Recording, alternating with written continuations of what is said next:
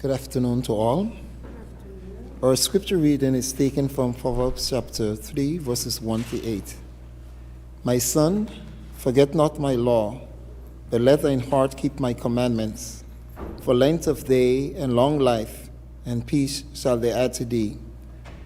Let not mercy and truth forsake thee. Bind them upon thy neck, write them upon the table of thine heart.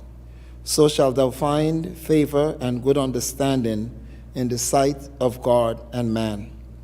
Trust in the Lord with all thine heart, and lean not unto thy own understanding.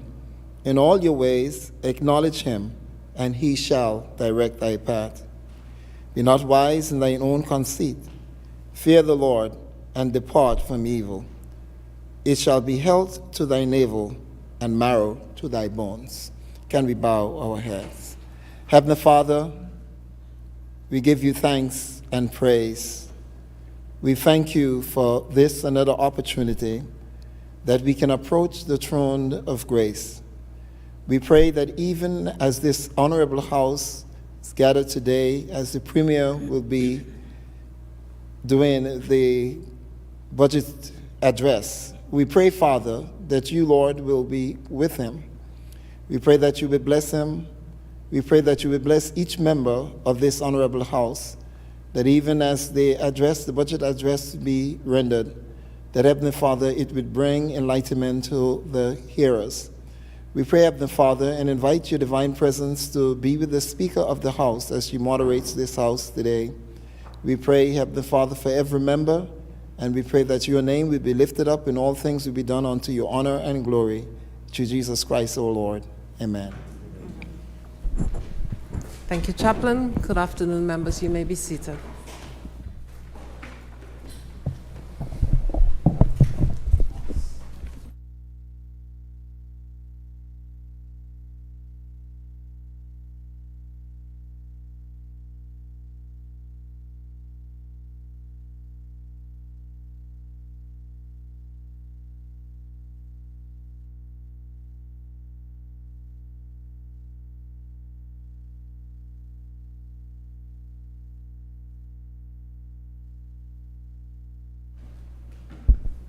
Confirmation of minutes. Minutes of proceedings of the third meeting of the third session of the 12th Anguilla House of Assembly.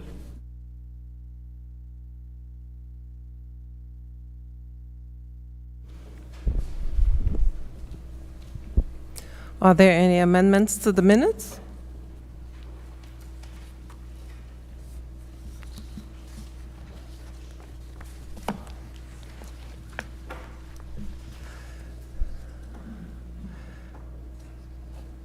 If there are no amendments to the minutes, can someone move that the minutes be accepted as circulated, please?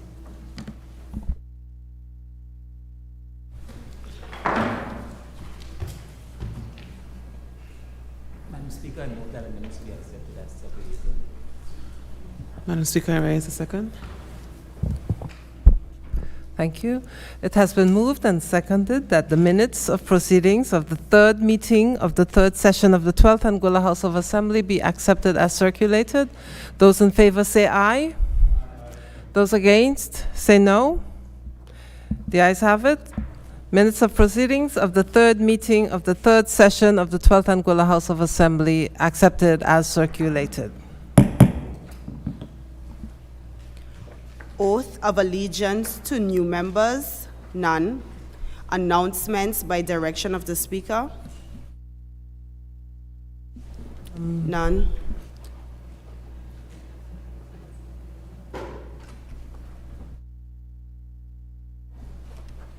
Questions, none. Government statements on recent developments, none. Papers, none. Reports from committees, none. Petitions, none. Government notices, none. Private members' notices, none. Motions, none. Personal explanations, none. Other business, government business. A bill for appropriation 2023 Act 2022, first reading. The honorable member of Island Harbor is recognized. Thank you, Madam Speaker. Good afternoon to you and to the members of the House, and those in the gallery, and those listening and watching on other media. Madam Speaker, I beg that a bill shortly entitled A Bill for Appropriation 2023 Act 2022 be read a first time.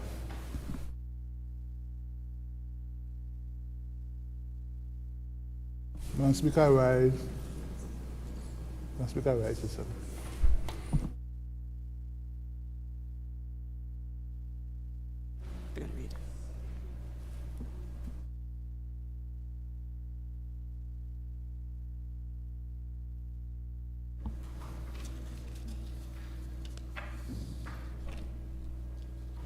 It has been moved and seconded that a bill shortly entitled A Bill for Appropriation 2023 Act 2022 be read a first time. Those in favor say aye. Aye. Those against say no.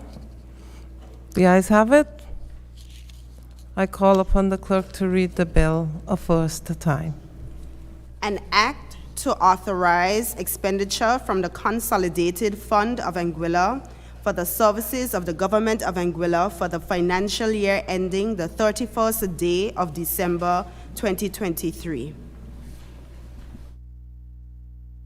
Bill read a first time.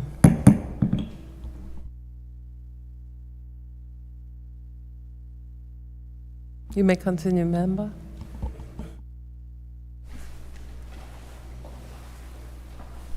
Thank you, Madam Speaker.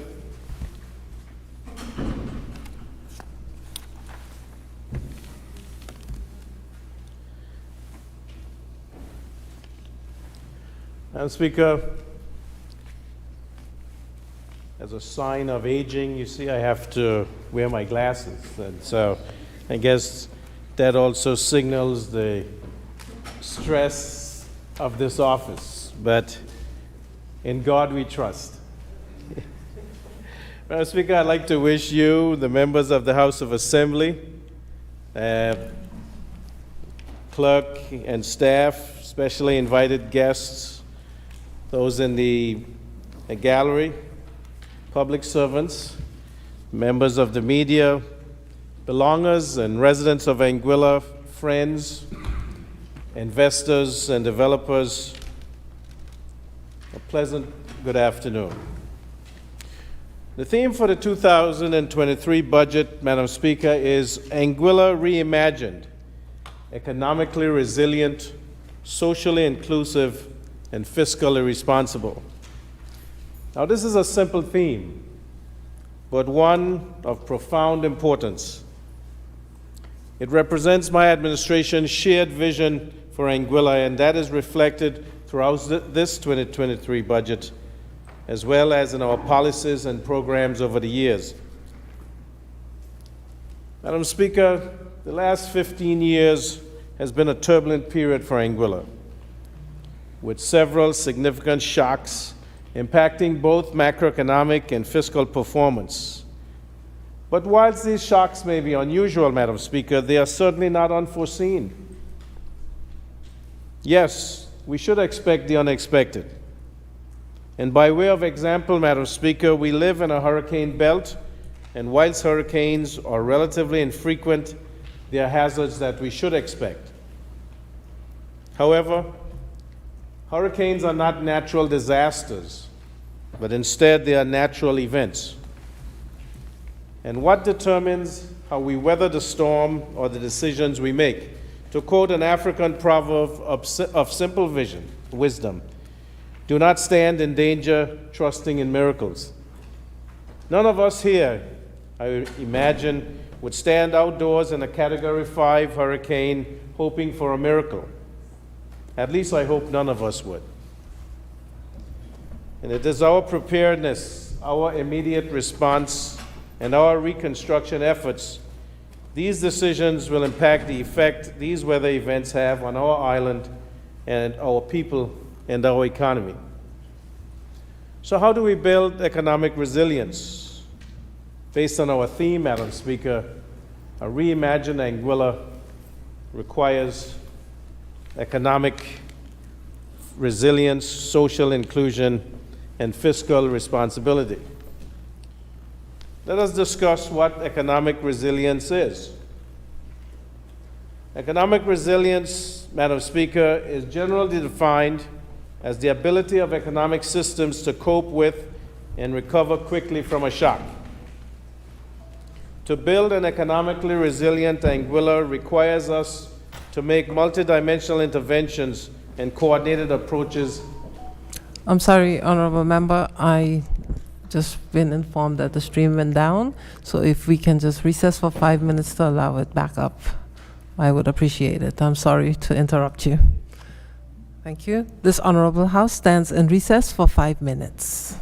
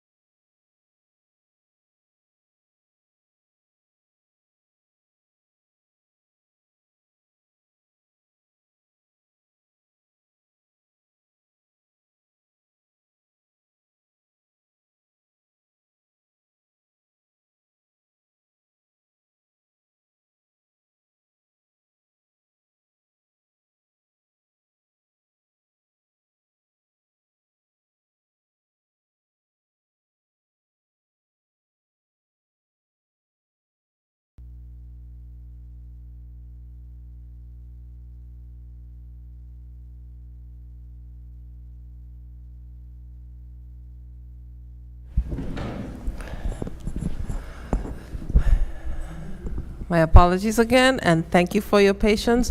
We have a very competent team of IT technicians back there, so we are back up at the moment. Unfortunately, I'm going to have to ask of you, member, to just go back at the beginning of your address and start again, if you don't mind, just for the record, yes? Thank you.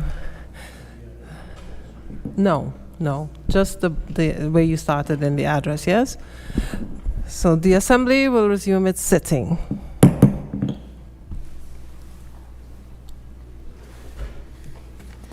Yeah. Thank you, Madam Speaker.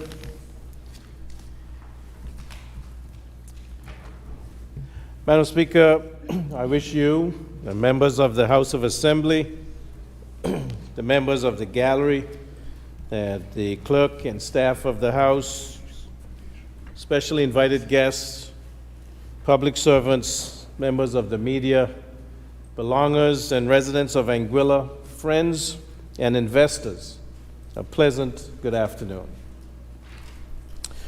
The theme for the 2023 budget, Madam Speaker, is Anguilla Reimagined, economically resilient, socially inclusive, and fiscally responsible. Now, this is a simple theme, but one of profound importance. It represents my administration's shared vision for Anguilla, and this is reflected throughout this 2023 budget, as well as in our policies and programs over the years. Madam Speaker, the last 15 years has been a turbulent period for Anguilla, with several significant shocks impacting both macroeconomic and fiscal performance. But while these shocks may be unusual, they are certainly not unforeseen. Yes, Madam Speaker, we should expect the unexpected. By way of example, we live in a hurricane belt, and while hurricanes are relatively infrequent, they are hazards we should expect. However, hurricanes are not natural disasters, but instead they are natural events. What determines how we weather the storm are the decisions we make. To quote an African proverb of simple wisdom, do not stand in danger trusting in miracles. None of us here would stand outdoors in a Category 5 hurricane hoping for a miracle. At least I hope none of us would. It is our preparedness, our immediate response, and our reconstruction efforts. These decisions will impact the effect these weather events have on our island, our people, and our economy. So how do we build economic resilience? First, let us discuss what economic resilience is. Economic resilience, Madam Speaker, is generally defined as the ability of economic systems to cope with and recover quickly from a shock. To build an economically resilient Anguilla requires us to make multidimensional interventions and coordinated approaches across multiple sectors. It means developing our Clayton J. Lloyd International Airport and expanding our airlift so we do not have to rely on our neighbors to reopen their airports for our tourists to access Anguilla. It requires investment in our food systems to increase our food security and reduce our reliance on imports. It means developing sound building codes that protect our homes and our communities and reduce vulnerabilities. These are all projects and programs, Madam Speaker, that are underway to build resilience currently.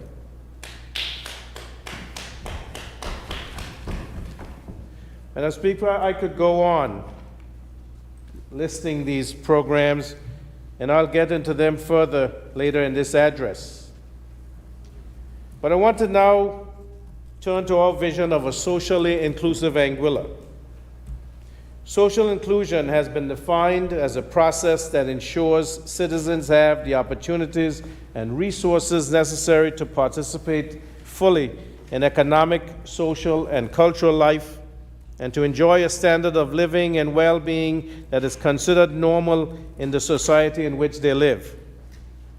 It encompasses, but is not restricted to, social integration or better access to the labor market, and also includes equal access to facilities, services, and benefits. Madam Speaker, a socially inclusive Anguilla means that all Anguillians participate in the growth process.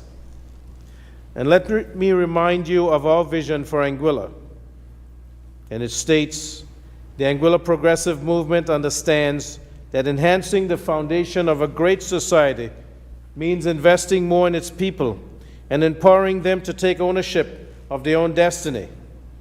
We are determined to let our society be judged the same way all great societies are judged, by the way it takes care of its young and its elderly.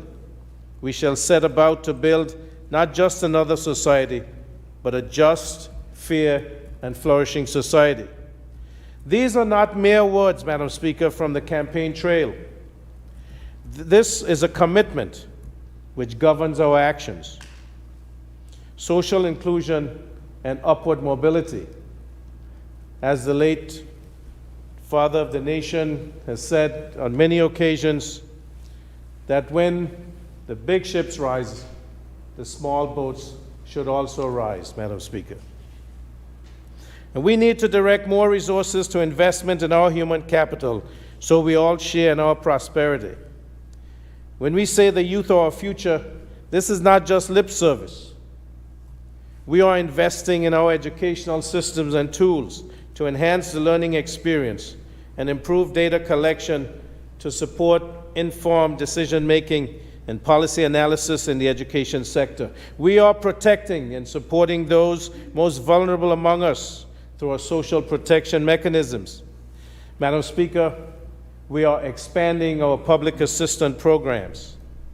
We are providing free health services for our pioneer generations who set the foundations that we are now building resilience from.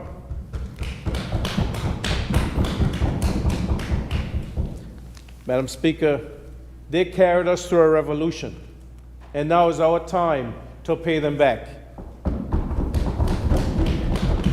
And this is how we will recognize their early contributions to nation building and Anguilla's development. Furthermore, Madam Speaker, we will continue to support the arts and sports which embody our shared culture and unite us. And these are just a few of the ways we are promoting an inclusive society. Madam Speaker, I must quickly applaud the Department of Youth and Culture for the 2022 Malayahala Festival, which seeks to highlight and promote Anguilla's rich cultural and artistic heritage. Thank you.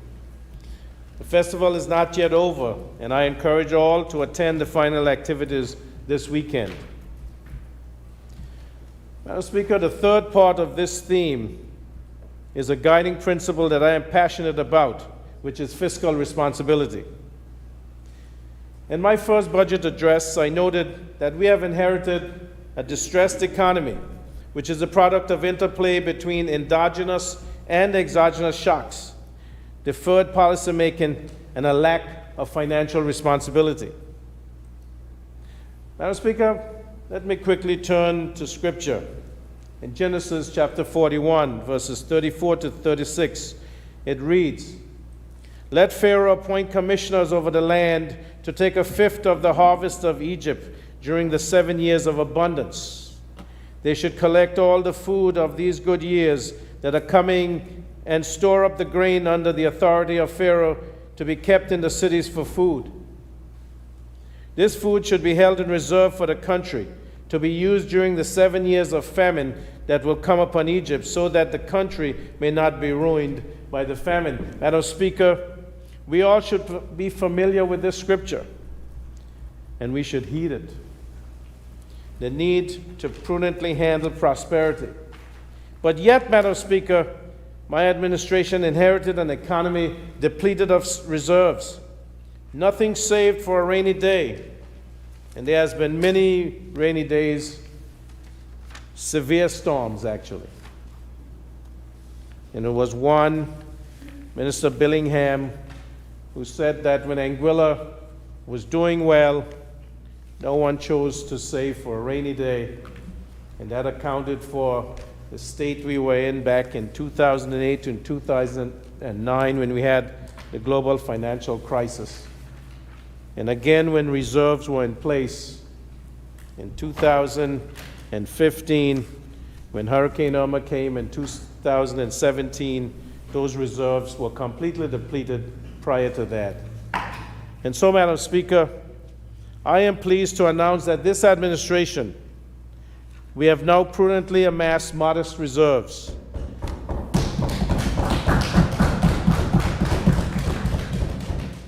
Since our fiscal rules were enshrined in our laws in 2013, under an agreement with the United Kingdom government, we are now projected to be in compliance with one of the borrowing ratios.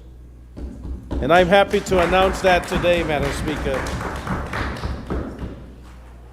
because I've always said since we got in that we have not been compliant with any of the three borrowing guidelines. But today I can say that through the work of this administration and prudent fiscal management and the expert help of the public servants, the Ministry of Finance, Economic Development, that we now can say that we have met one of those borrowing ratios. At the end of 2022, we are projected to have sufficient liquid assets to cover 96 days of recurrent expenditure. We should applaud for that.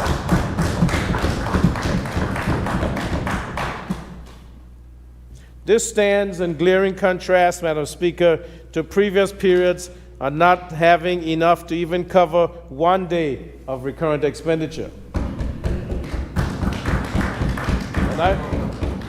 And I remember, Madam Speaker, on September 15th of 2020, when I gave a presentation at the Rodney MacArthur Ray Auditorium, and we said we only had $500,000 in the sinking fund reserves, which was enough to cover just 1 day's recurrent expenditure. And someone put up a meme, and it said, only 1 day. I mean, this shows the state of affairs that we met when we came in, Madam Speaker. Madam Speaker, being fiscally responsible means applying the principles of transparency and accountability in decision-making. It means making the difficult decisions and taking decisive action to implement comprehensive reforms that put our finances on a sustainable trajectory. Our decisions, or lack thereof, have consequences, Madam Speaker. And it is high time that we cease sacrificing the standard of living for future generations of Anguillians. It is high time that we stop heaping millstones around the necks of our future generations. Madam Speaker, please allow me to now provide a brief overview of our 2023 budget policy priorities.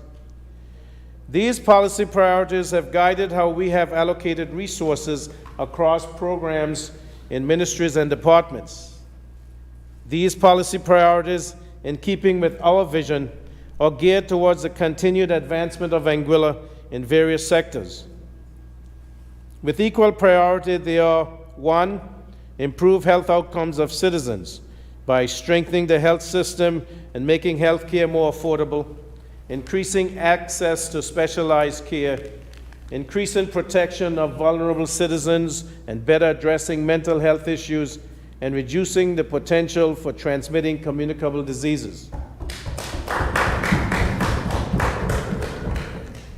2, improve food security and offset food imports by increasing agricultural and fisheries production. 3, support youth development through sports, reduce youth unemployment, and better education outcomes. 4, reduce income inequality. 5, we prioritize environmental issues, improve disaster management and climate change resilience, improve access to and management of water resources, and reduce energy costs and promote the use of alternative energy sources. And 6, enhance access to Anguilla and improve physical infrastructure management. Madam Speaker, you will see in this 2023 budget judicious allocations of resources that build economic resilience, promote social inclusivity, and exhibit fiscal responsibility. Astute decisions and sound investments today for an Anguilla reimagined, economically resilient, socially inclusive, and fiscally responsible tomorrow.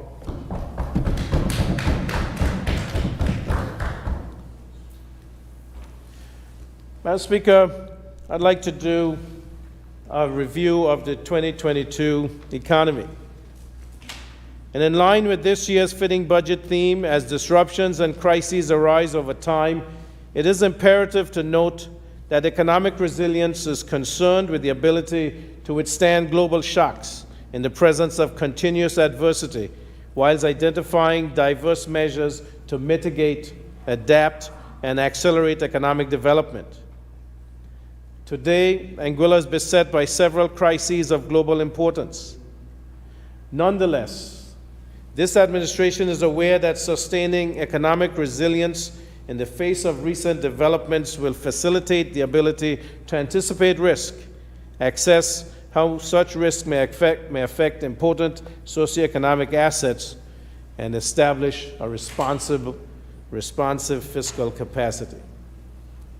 Madam Speaker, please allow me to give a brief overview of the economic performance in 2022 and a forecast for 2023. In line with optimistic predictions for global development, the Eastern Caribbean Central Bank expects real GDP, that's the gross domestic product, to have increased by 10.67% by 2022, with a further recovery of 8.11% in 2023. Madam Speaker, Anguilla has a modest open economy competing on a large scale. The global economic and humanitarian repercussions of rising costs of energy, food, and other aspects of commodious living are intensifying. Inflationary pressures affecting our islands have led to average consumer costs being 8% higher than the same period last year. Madam Speaker, despite a rapidly changing external environment, the recovery from the pandemic continued on a firm footing in 2022. With the help of high vaccination rates and milder new COVID-19 variants, mobility and international travel have been returning to pre-pandemic levels at a satisfactory rate. This has allowed various sectors to reopen vigorously amid a strong upturn in consumption and a robust employment recovery. At the year's end, activity in the hotels and restaurant industry is estimated to have increased by 72.9% compared to 2021. This does not take into consideration other supporting amenities to Anguilla's tourism product. The solid rebound in tourism and encouraging indicators in bookings and airlift capacity only further raise optimism and assurance for a robust tourism season for 2022-2023.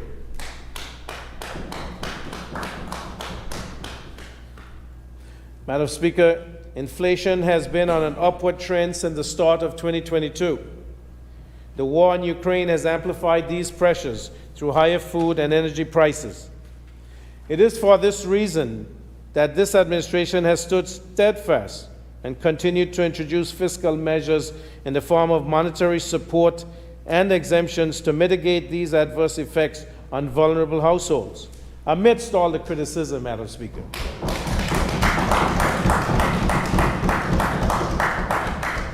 Madam Speaker, the exemptions on essential foods and gasoline have recently been extended now until March of 2023.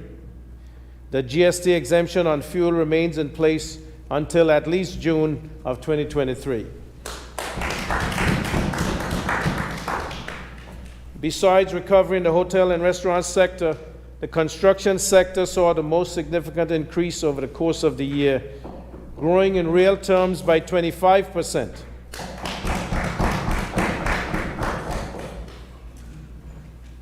Madam Speaker, we continue to see an uptick in construction of personal housing and tourism-related foreign-owned projects.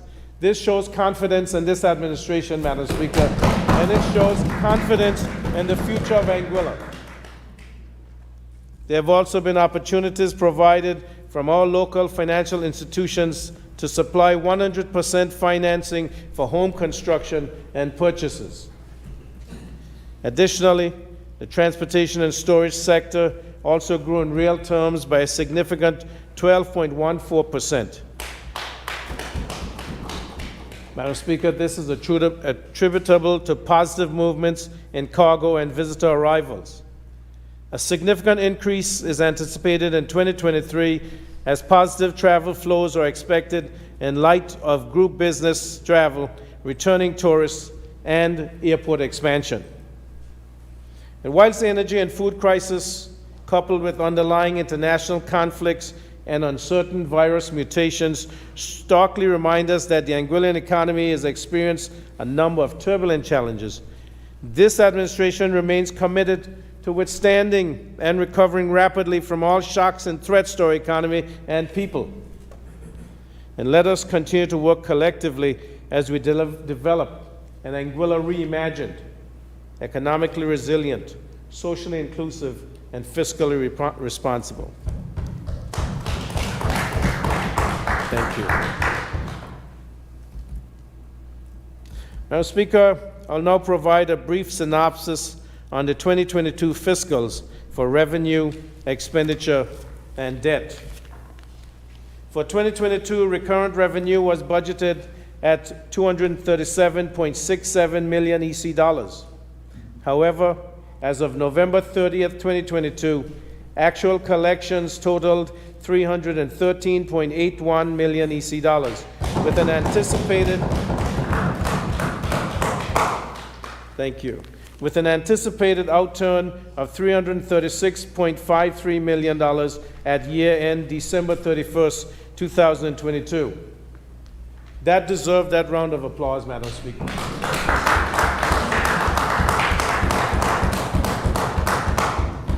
Thank you very much. In relation to specific tax types, the interim stabilization levy, now the universal social levy, was budgeted in 2022 for $15.03 million. However, collections totaled $17.27 million on the 30th of November 2022, with a projected outturn of $18.43 million by the end of the year.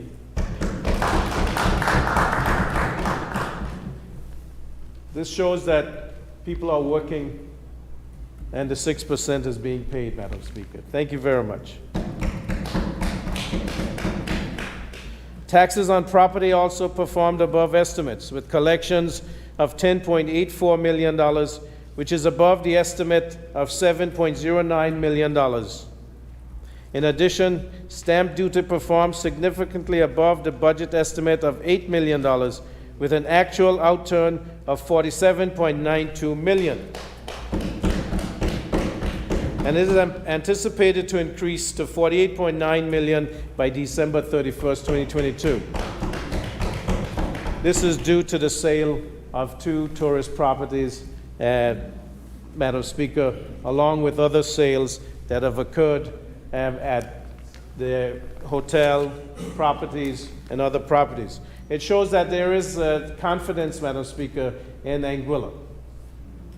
Madam Speaker, the improvements in public finance management are evident thanks to the hardworking staff in the Ministry of Finance, and I'd like to give them a round of applause, Madam Speaker.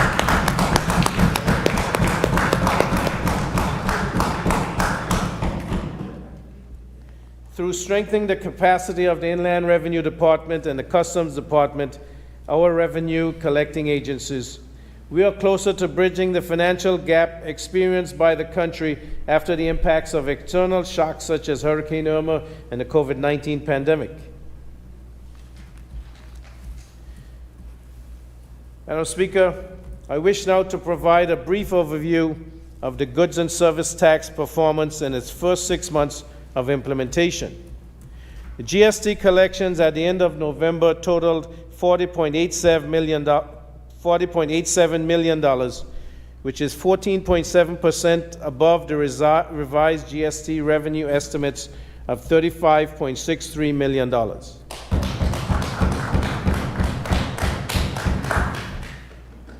Revenue collections have surpassed estimates, and an uptick is expected as the tourism season approaches the peak periods, that is December to February. Customs collections on imports continue to increase steadily, which is expected during the tourism and festive season.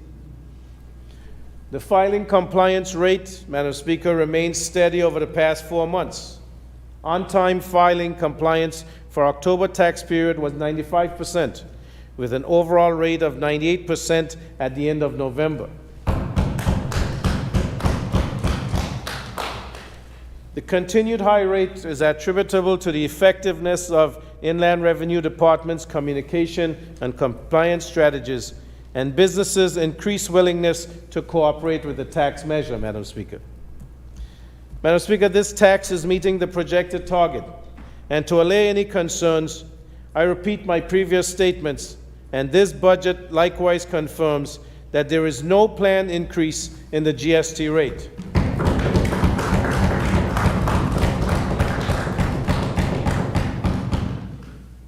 I will repeat that, Madam Speaker.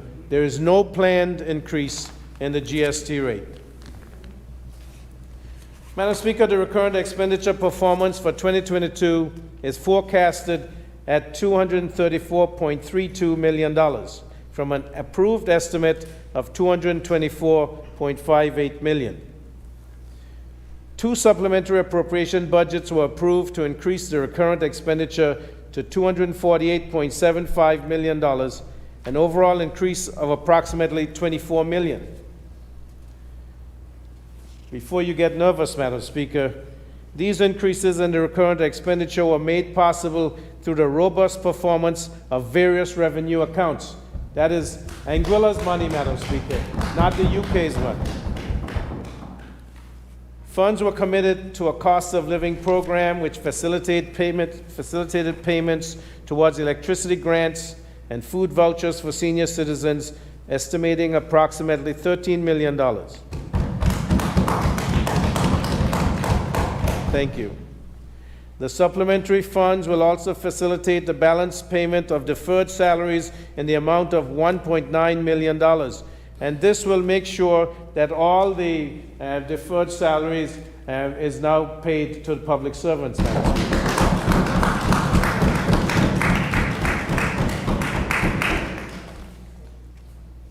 We're also making sure some of our other outstanding obligations are serviced before year end, which include the payment of arrears of approximately $3 million towards regional organizations, such as the Caribbean Regional Technical Assistance Center, CARTAC, the Eastern Caribbean Supreme Court, and the University of the West Indies. Madam Speaker, being fiscally responsible requires systematically clearing our expenditure arrears and putting proper systems and controls in place to prevent future accumulation. The recurrent balance, which is the difference between the recurrent revenue and recurrent expenditure, is anticipated to be $102.21 million. This surplus is $89.13 million greater than the budgeted surplus of $13.08 million.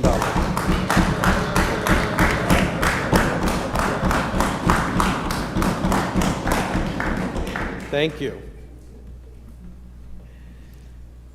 Prudent financial management, Madam Speaker.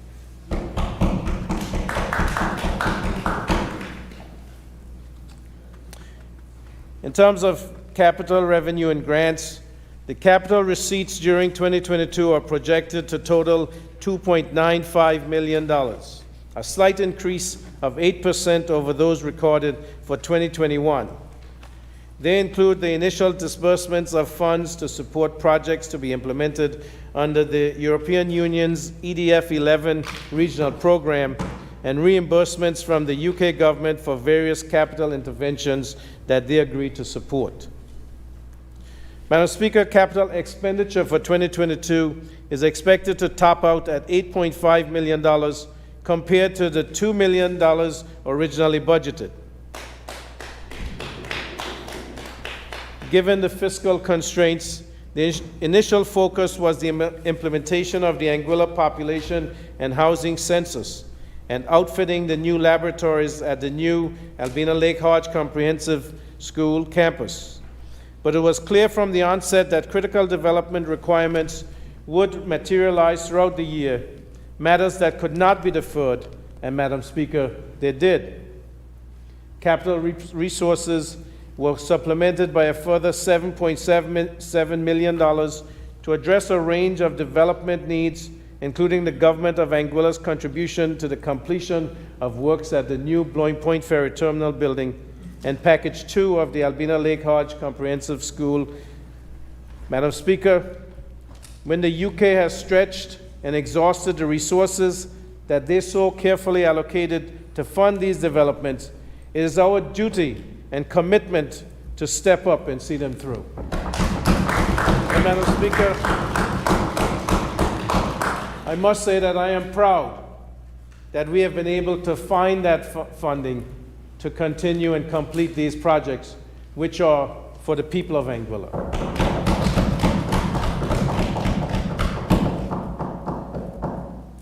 The capital balance, Madam Speaker, capital receipts in 2022 are expected to total $2.95 million, and capital expenditure projected to total $8.5 million.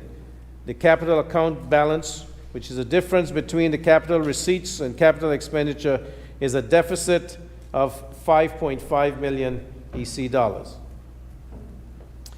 The overall balance, Madam Speaker, government's overall fiscal position is determined by the sum of the recurrent balance and the capital balance.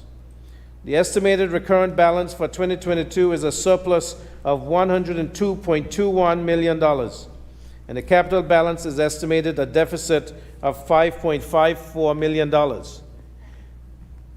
The estimated debt amortization is $35.69 million, and therefore the overall balance for 2022 is expected to be a surplus of approximately $60.96 million.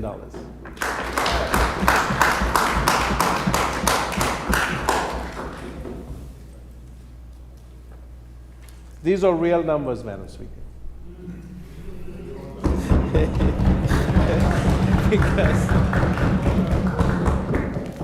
because we have been victim of, numbers that didn't pan out in the past.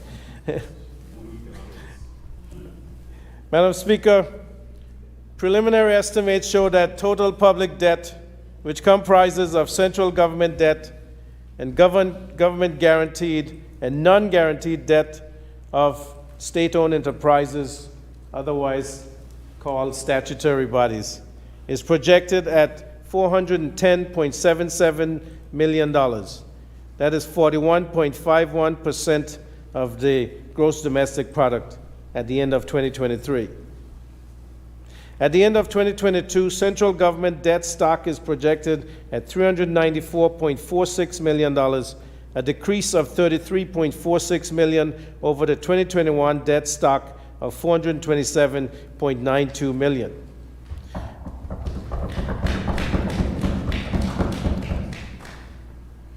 Madam Speaker, I think that the applause there indicates that the debt is coming down. And that is important because every dollar that is spent to pay debt is a dollar that cannot be used for healthcare services, cannot be used for education, cannot be used to help to take care of one Anguillan child.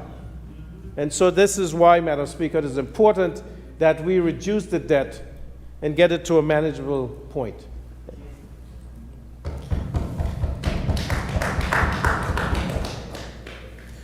Government guaranteed debt stock is projected at $1.8 million, a decrease of $1.24 million over the 2021 debt stock of $3.04 million.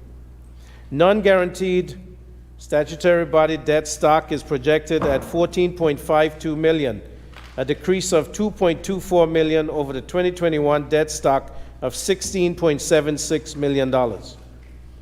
Accounting for the change in central government, government guaranteed, and non-guaranteed debt stock, is that for fiscal year 2022, projected scheduled amortization is expected to exceed disbursements. Of the outstanding debt for the period under review, central government debt stock projections account for 96.03% of the portfolio. Government guaranteed debt stock projections 0.44%, comprising of loans for the Anguilla Development Board. The non-guaranteed state-owned enterprise or statutory body debt stock projections account for the remaining 3.53%, which is a public-private partnership for the Water Corporation of Anguilla. There's a drag on us, Madam Speaker. Domestic debt accounts for 57.65% of the portfolio, and external debt the remaining 42.35%. Madam Speaker, during the fiscal year 2022, there was no new debt contracted. I think we should applaud that. It is Friday, I know, but don't get stingy with the applause. However, the government is contemplating borrowing over the medium term the following: 13.5 million EC dollars under the third phase of the Programmatic Stability and Resilience Building Policy-Based Loan with the CDB that has been reapproved in principle in 2021, and $27 million in 2025 to assist with the development of the Clayton J. Lloyd International Airport. And Madam Speaker, you may say, why incur debt? But this debt is for capital projects. And it's time that we shore up our infrastructure, build new infrastructure projects, and expand our airport so that we can get greater airlift, greater access, and improve our tourism product, Madam Speaker. This will be money well spent, Madam Speaker. And I'm sure the member for Road South, the Minister for Infrastructure and Tourism, both of those will enhance his portfolio, and I'm sure that he feels happy today. Disbursements for the fiscal year 2022 is projected at $2.11 million on the Anguilla Community College ACC project loan contracted from the Caribbean Development Bank in 2014. At the end of November 2022, projected disbursements on the ACC project loan amounted to approximately $373,101.46, with a projected undisbursed balance of $1.74 million, which is expected to be disbursed before the end of the year. There was no new borrowing or disbursements associated with government-guaranteed and non-guaranteed state-owned enterprise debt. Madam Speaker, the cost of servicing central government debt is projected to move from $49.36 million with amortization of $35.54 million and interest payments $13.82 million in 2022 to $52.19 million, amortization of $35.55 million, and interest payments $16.64 million in 2023. This represents an increase of 5.73% or $2.83 million, due primarily to the increased cost of debt, specifically the variable interest rate on the external debt that is refixed every 3 months. Madam Speaker, as you are aware, the government of Anguilla is required to maintain public debt levels within 3 stipulated borrowing limits as outlined in the Framework for Fiscal Sustainability and Development, the FFSD, which I'm sure, given your great memory, you recollect from 2013 when you sat in the same seat. The borrowing limits are that net debt and debt service should not exceed 80% and 10% of recurrent revenue, respectively, and that liquid assets that should be sufficient to cover 90 days or 25% of recurrent expenditure. And I said earlier, we have 96 days covered, so we're a little bit over the top. At the end of 2022, preliminary analysis shows significant improvements in the FFSD ratios, with the government attaining compliance with one of the ratios whilst remaining in breach of the other 2. The projections for the ratios at the end of 2022 are as follows. The net debt ratio is projected at 105.73%, compared to 165.42% at the end of 2021. We're going in the right direction, Madam Speaker.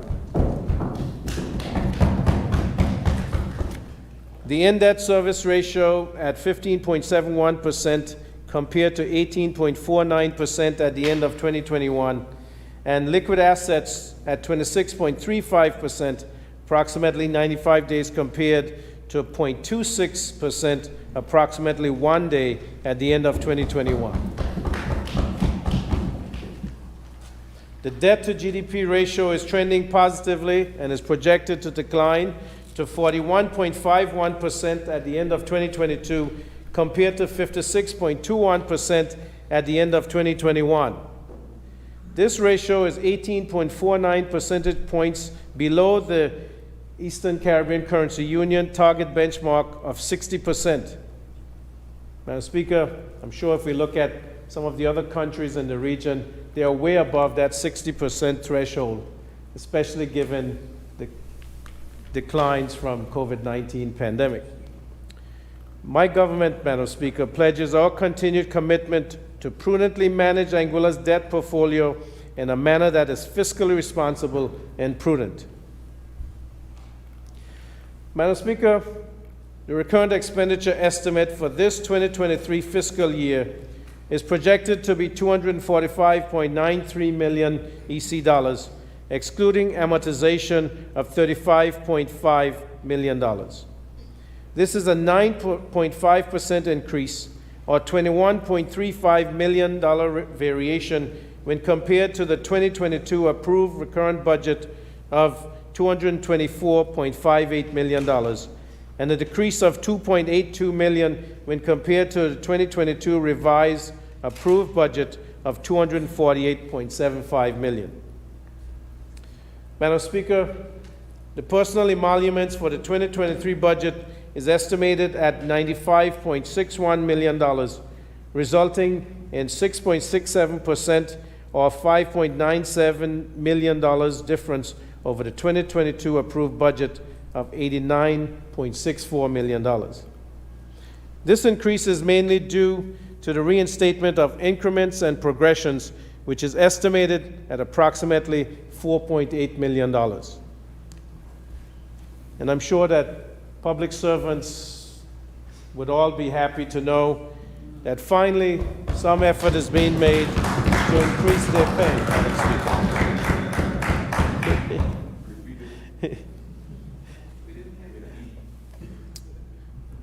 Madam Speaker, I will crave your indulgence to be able to repeat the increase in personal emoluments of $4.8 million is for reinstatement of increments and progressions, which finally is happening since public servants have not seen any increase in pay since the 2008-2009. Madam Speaker, it is high time. It is high time that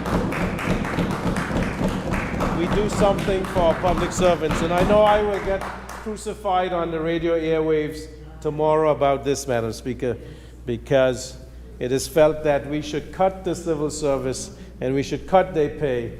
And these are things that I have been resolute about, that the public servants are doing their job and have kept this country from falling into economic destitute.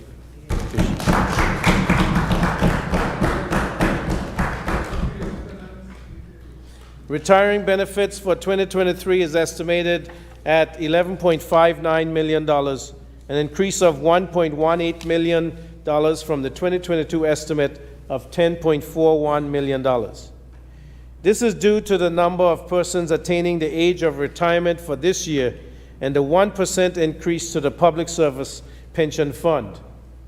I'm sure, Madam Speaker, you would have heard that the Public Service Pension Fund, by actuarial report, is expected to go defunct in 2028 unless these steps are taken.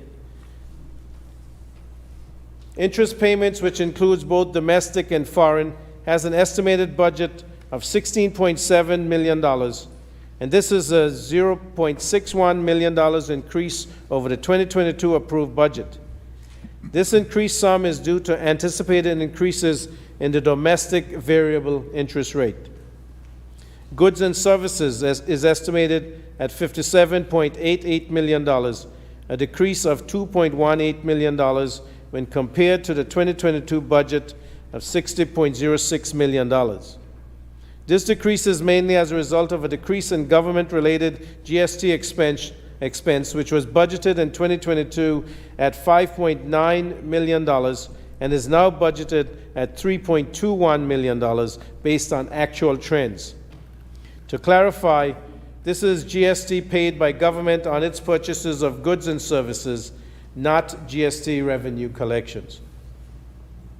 Current transfers has an estimated budget of $64.12 million for 2023. This is an increase of 32.58% or $15.76 million above the 2022 approved budget of $48.36 million. Under this account, payments are made to statutory bodies, medical treatment overseas, public assistance in sports, youth, culture, and arts development initiatives. Madam Speaker, there is a significant increase under the payments to statutory bodies where $4 million is budgeted for the Water Corporation, and there is also an increase of $1.7 million for the Health Authority of Anguilla to enhance the outcomes of health programs and for the maintenance of the MRI machine.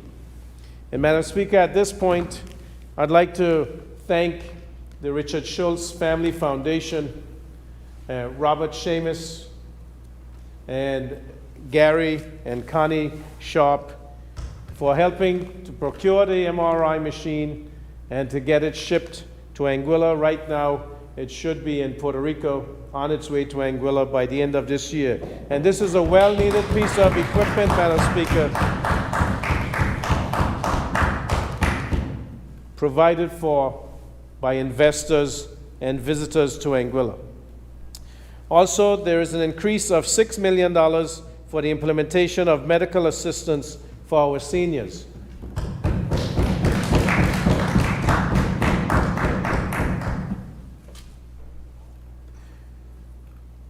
Madam Speaker, in terms of the departments and ministries, Her Excellency the Governor's Office and departments has a recurrent expenditure budget for 2023 of $31.3 million. This represents an increase of 2.2% or $0.68 million when compared to the 2022 approved budget of $30.62 million. For just over a decade, Anguilla has experienced significant shocks which impacted both macroeconomic and fiscal performance, including the global financial crisis in 2008, a banking crisis in 2016, Hurricane Irma in 2017, and now the COVID-19 pandemic since 2020. The financial crisis in 2008 led to a prolonged era of austerity measures, which included decreases in expenditure through retrenchment of public services and cuts to salaries of public officers. Civil servants experienced salary cuts in 2009 and again in 2010. And since this time, there have been no salary increases or increments. I must commend public officers for being patient through these austerity times.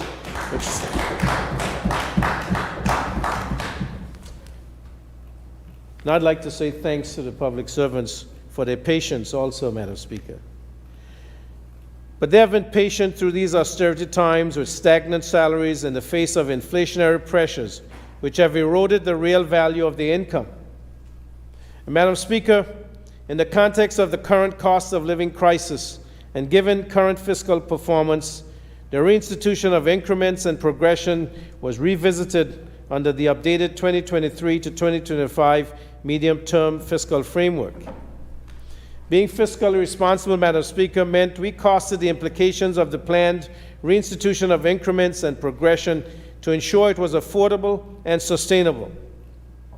This measure does not herald a return to past reckless spending and unsustainable salary increases. This measure compensates public servants for their hard work, their patience, and their sacrifice.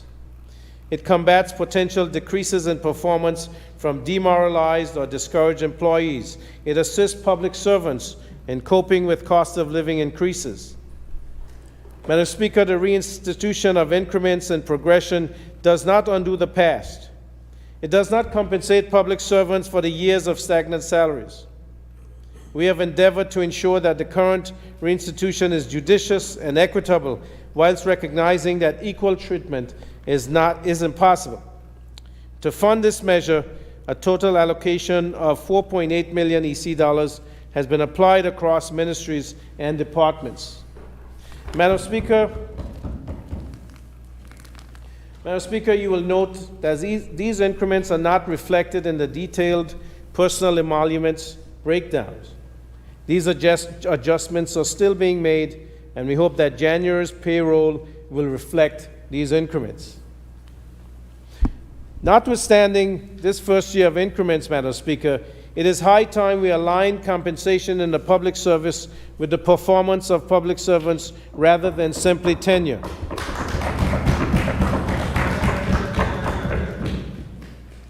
The coming year will see the Public Administration Department reinstitutionalize the performance management system to maximize potential and address underperformance areas in public servants.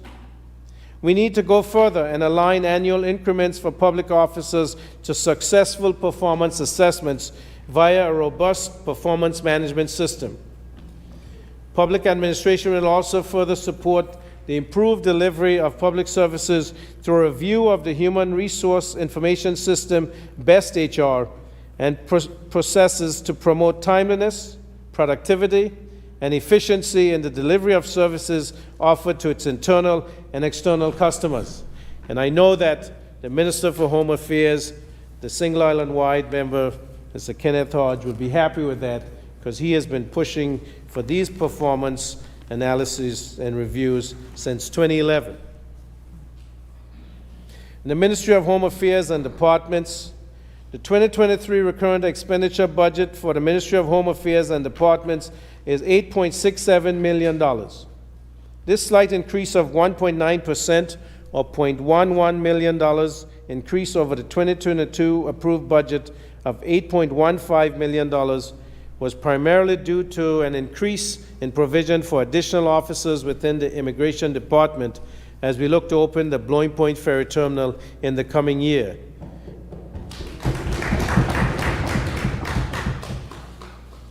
And I think the member for Road South would say that is coming on January 9th, 2023, Madam Speaker.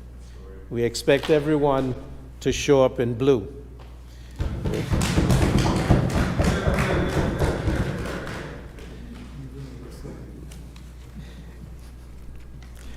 Madam Speaker, being social inclusive is about improving the terms by which our people participate in society, including the labor market. To improve working conditions, we must focus on addressing entrenched systemic inequities. Our inclusion and resilience agenda must ensure the people of Anguilla can live prosperous lives through earning livable wages with fair employment terms.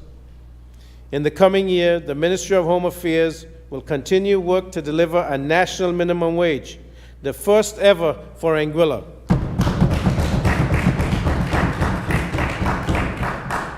This work will also focus on other key social protection planks, such as severance pay and pensions.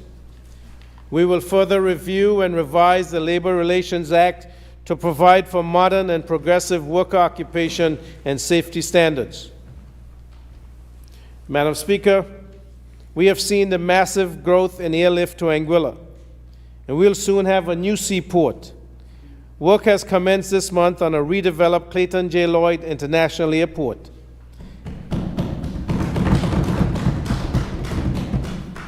And now we must implement state-of-the-art tools and modern legislation to ensure passengers have a seamless experience when they travel to Anguilla.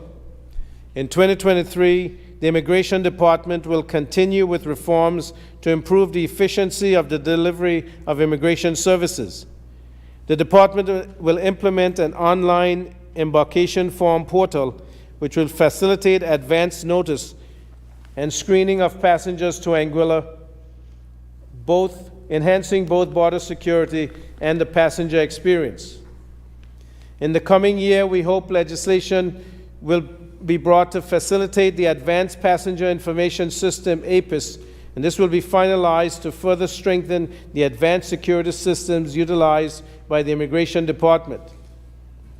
For 2023, the Ministry of Home Affairs will be devoting resources to reviewing the period for qualification for permanent residency, with a view to revising the time period to 7 years, which is where it was previously, and to 5 years in certain cases. Bummy and Litchi would be happy today.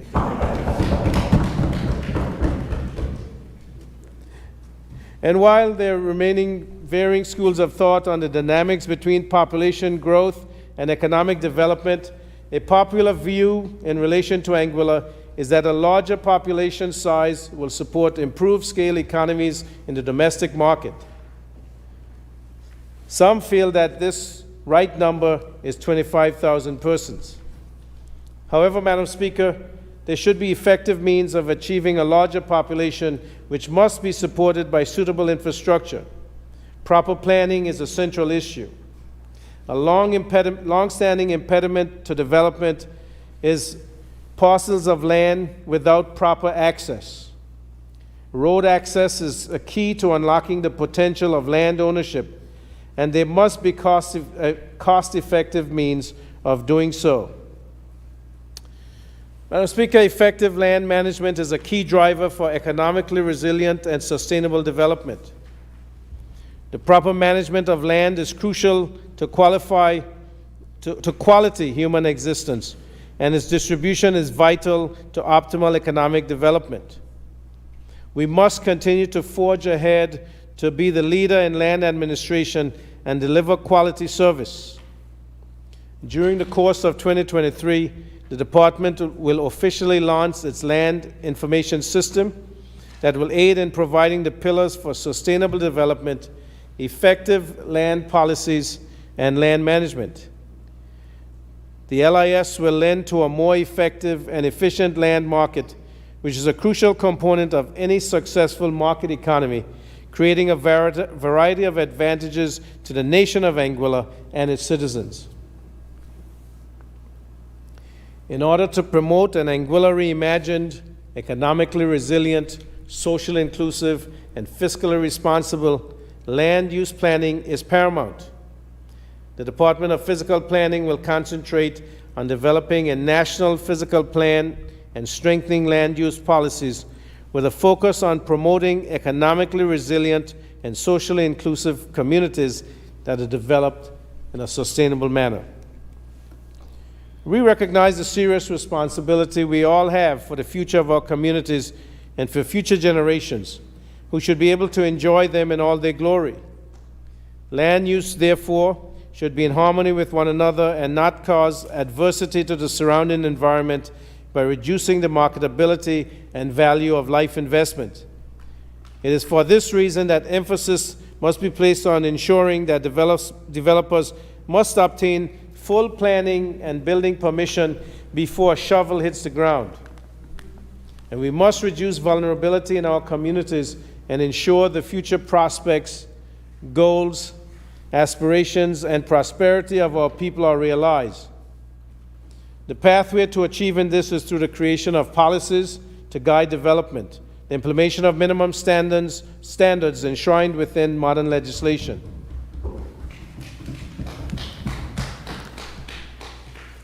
It is essential, therefore, to build a sustainable island framework that concentrates on building resilience within our communities through our building standards. The Ministry of Sustainability, Innovation, and Environment.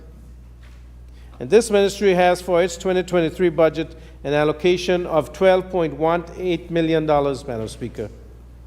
This new ministry will lead on efforts to place Anguilla on a sustainable development path that is clean, green, and economically resilient.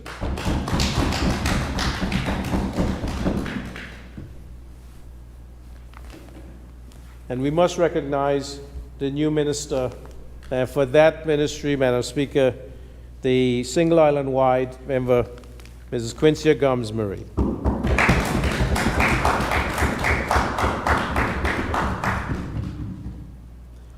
Recognizing that climate change poses an existential threat to the people of Anguilla, climate resilience and adaptation must be part of the sustainability agenda and at the forefront of the decision-making process.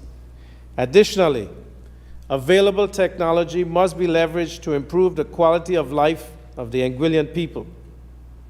In 2023, the ministry's efforts will focus on the development of the blue economy, renewable energy integration, food security, environmental protection, and increased digitization of public services.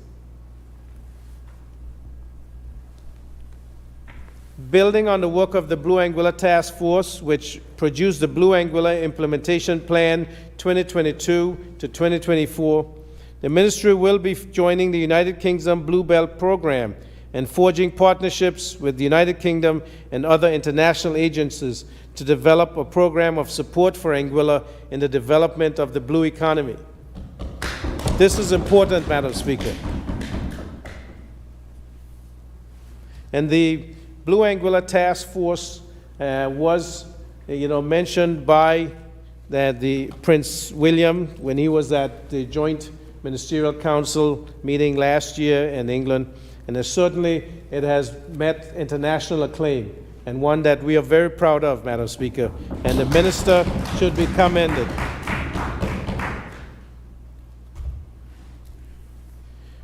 Support will include local capacity building, scientific research and analysis, marine spatial planning, and increased protection of marine parks. To support fisheries development and reduce illegal, unreported, and unregulated fishing, work will focus on training local fishers in new techniques, improving surveillance of the exclusive economic zone, and improving standards to obtain certification by the Marine Stewardship Council. Certification will ensure Anguilla's fishery can be marketed and recognized globally as meeting sustainability standards, and thus opens opportunities to enter new markets. This is important. This is modernization. This is an Anguilla reimagined. Madam Speaker, one of the 2023 budget priorities I referenced earlier is reducing energy costs and promoting the use of alternative energy sources. To further the government's renewable energy agenda, the Ministry of Sustainability, Innovation, and the Environment will seek to position Anguilla on a path to decarbonization through the establishment of the Anguilla Renewable Energy Advisory Service in the Department of Natural Resources. The unit will comprise of a dedicated team that will focus on increasing energy security and enhancing environmental and economic sustainability. Efforts will be geared towards lowering energy costs, addressing legislation and compliance issues, and improving energy access, particularly for the most vulnerable. Thank you.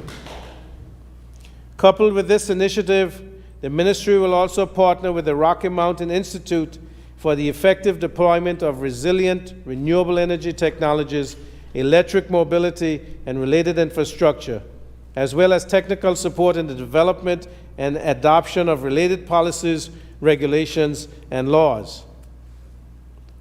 Another policy priority of this administration is to improve food security through the introduction of new farming technology, capacity building, provision of materials for climate amelioration, and development of support facilities. The ministry will increase its efforts in 2023 to revolutionize the agriculture sector.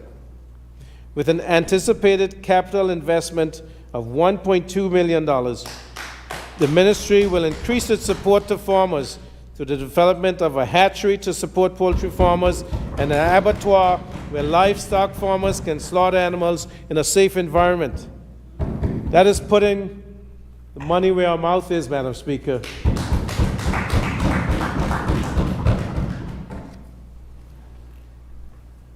As the member for Road South would say, we don't just talk the talk, we walk the walk.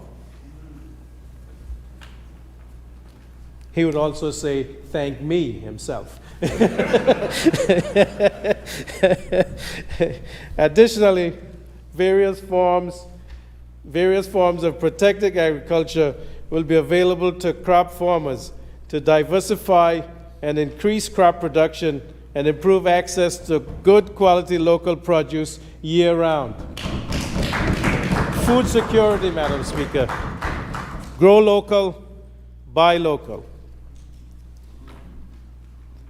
Alarmed by the impacts of climate change and human behavior on Anguilla's environment, particularly our coastal and ocean ecosystems, the ministry will focus on establishing the legal and regulatory frameworks necessary for improved environmental management and protection.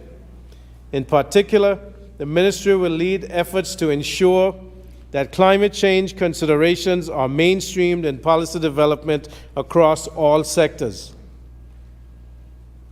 And through the work of the Department of Information, Technology, and E-Government Services, or DITES, the ministry will expand its efforts at digitization. These include improving the usability of the government website and improving functionality of digital systems such as Postal Services System to enhance the experience of customers accessing these services. In the Ministry of Finance and Health and departments. The Ministry of Finance and Health has a total of $112.69 million for its recurrent expenditure budget for 2023. There has been an increase of 11.4% or $11.54 million over the 2022 approved budget of $101.15 million. This was mainly due to the implementation of medical assistance for senior citizens 70 years and older.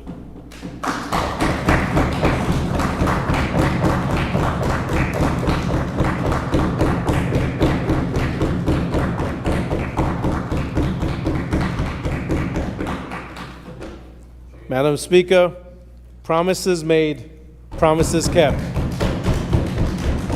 Thank you. Madam Speaker, projections from the MTEF, that is the Medium-Term Economic and Fiscal Plan, indicate that nominal debt is projected to decline over the medium to long term. Our debt is projected to remain on a sustainable path. Even though our debt servicing costs, specifically interest payments at $16.64 million, is projected to peak in 2023 and slightly declining over the projected period, it remains manageable. Analysis of our forecast performance against the borrowing ratios indicates that we are projecting to comply with two of the FFSD ratios in the medium term and will remain in compliance thereafter. A far cry, Madam Speaker, from June 30th of 2020, when we were told that we could not pay our debt and therefore would be considered to be a failed state and in a constitutional crisis. Madam Speaker, God has been good to Anguilla.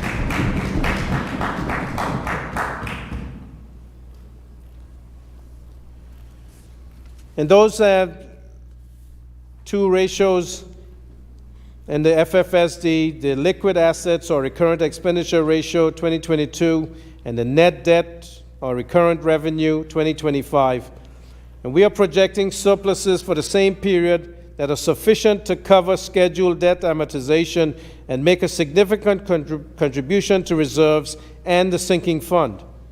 And further preliminary analysis reveals that the government will be compliant with the remaining FFSD ratio, that is the debt service recurrent revenue, within the stipulated time frame due to the level of surpluses projected over the medium to long term, and we've been given until 2030, Madam Speaker.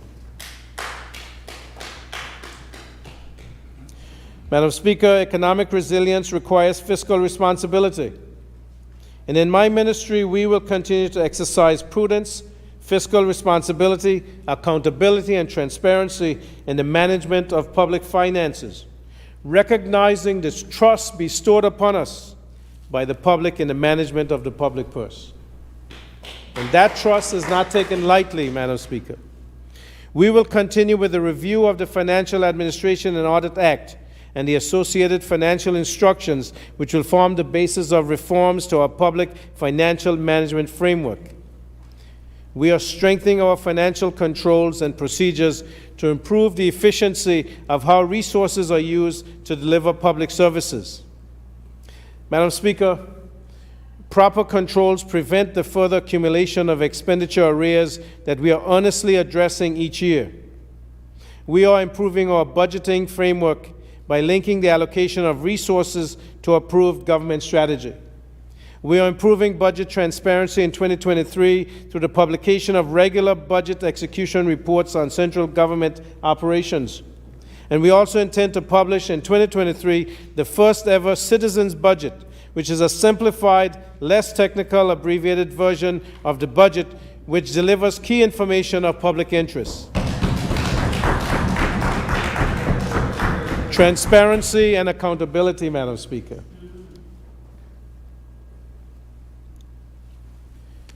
Madam Speaker, additional resources have been supplied to this ministry to provide for oversight and monitoring of the financial operations of government agencies, which will include the publication of regular reports. The focus remains on curtailing expenditure, mobilizing revenue, and improving debt sustainability. We continue to invest in improving our revenue collection agencies and systems to maximize collection of revenues to fund improved public services. This budget provides additional personnel resources to the Customs and Inland Revenue departments as we continue these efforts. These departments continue to review their systems, procedures, and controls to ensure our laws are effectively administered in a manner that facilitates enterprise. In 2023, the Ministry will finalize the policy on gaming and will propose legislation that establishes a framework for the development of a high-quality, well-regulated gaming industry. Additionally, a more proactive approach to attracting investment is proposed with the finalization of the investment promotion policy and the development of investment packages to incentivize investors. And with the newly established Capital Development Fund, a robust mechanism is in place to receive and utilize contributions from investors toward infrastructure development projects.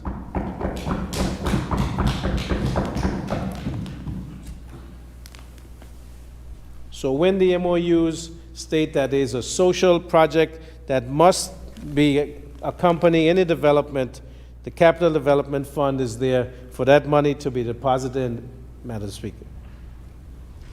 Madam Speaker, our new and highly secured bespoke company registration system, known as CRESS, is now a reality and was launched in April of this year. The commercial registry continues to provide first-class services to both our local and international customers, and will be expanding its complement of staff to meet our international requirements and ensure that the quality of our service remain. The CRESS system is governed by its own piece of legislation and also houses the Beneficial Ownership Register, an initiative that allows Anguilla the capacity to be at the forefront of the global agenda in setting the standard for transparency of company ownership. The system provides services for both our local and international customers through Payment Gateway, and it provides real-time information and reports on the management of entities. Madam Speaker, this government intends to ensure that our financial sector will remain relevant, compliant, and profitable, and Anguilla will continue to be a viable choice for international business registrations. 2023 will also herald the return of an agency being formally responsible for the marketing of our financial services product, and this will be run through the Anguilla Tourist Board, Madam Speaker. We are currently working through these arrangements.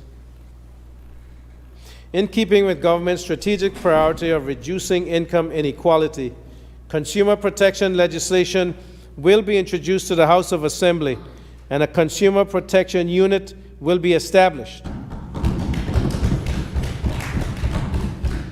And the people of Anguilla are saying, time enough, Madam Speaker. And with that will also come price control on zero-rated essential items.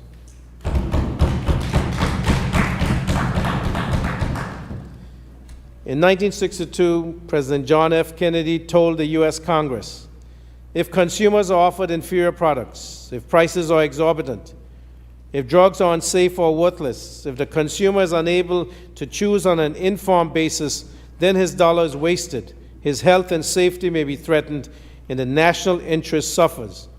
On the other hand, increased efforts to make the best possible use of their incomes can contribute more to the well-being of most families than equivalent efforts to raise their incomes. And so, Madam Speaker, it is time that our businesses give a break to our people.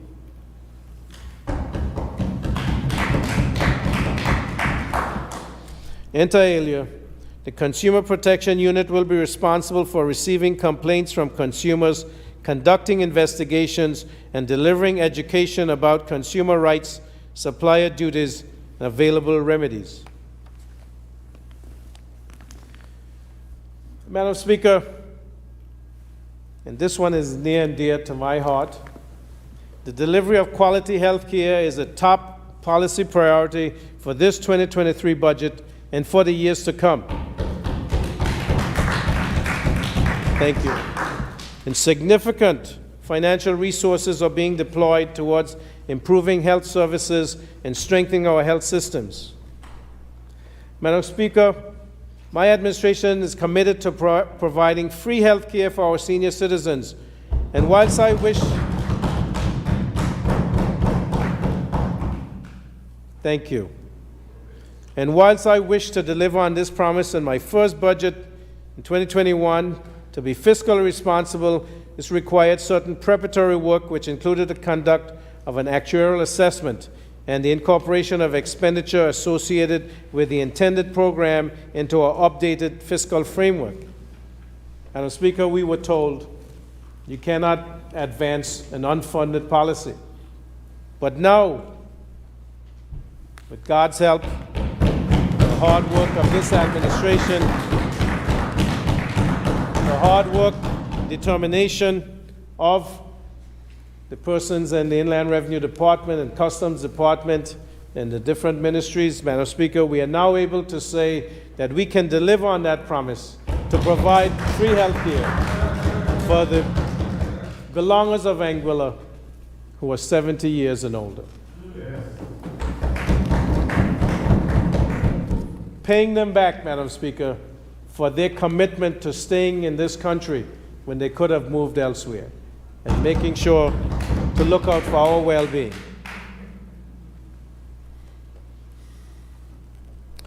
Madam Speaker, this is all consistent with the requirements of our Fiscal Responsibility Act, and the intent is simple: to deliver quality free health care for our seniors in a manner that is sustainable. This new program, which has an allocation of $6 million in the first instance, will provide to reduce financial barriers to accessing health care for some of the most vulnerable persons, including providing essential preventive care and timely treatment, including prescription drug coverage. Work is underway to ensure this health care scheme is well designed and implemented, consistent with our vision to deliver high-quality, compassionate care.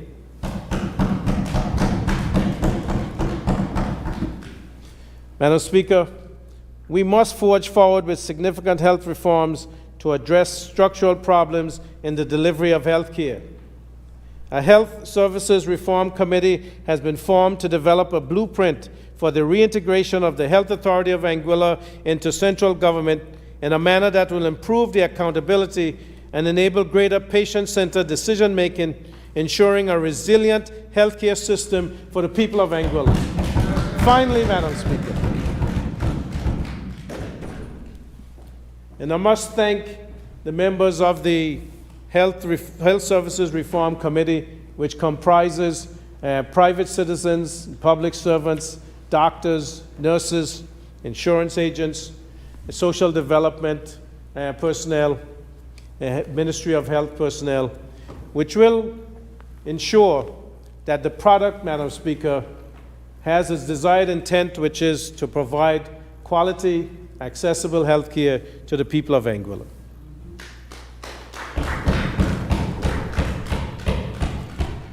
This past year, Madam Speaker, saw the culmination of many years of infrastructural improvements within the health sector, resulting in the opening of a modern and fit-for-purpose central polyclinic, an administrative building, and the completion of a state-of-the-art dialysis ward.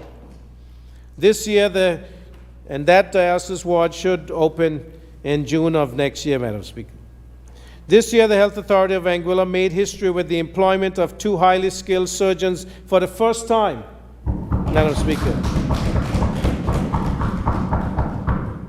so that we could decrease the chance of burnout and allow surgeons to perform much better because they have coverage with each other, Madam Speaker. That also helped for consultation, Madam Speaker, among themselves. In 2023, the Health Authority will further focus on strengthening the health system at both the primary and secondary levels by ensuring relevant services are fully functional. This will include the recruitment of specialist doctors and technicians, in addition to providing increased surgical, psychiatric, and radiological services. The latter will allow the Princess Alexandra Hospital to offer on-island MRI services for the very first time, with the MRI machine anticipated to be on island by the end of this year. There will be no need to travel overseas to access this service, Madam Speaker. Madam Speaker, for the 3rd year, the COVID-19 pandemic continues to be a seminal issue.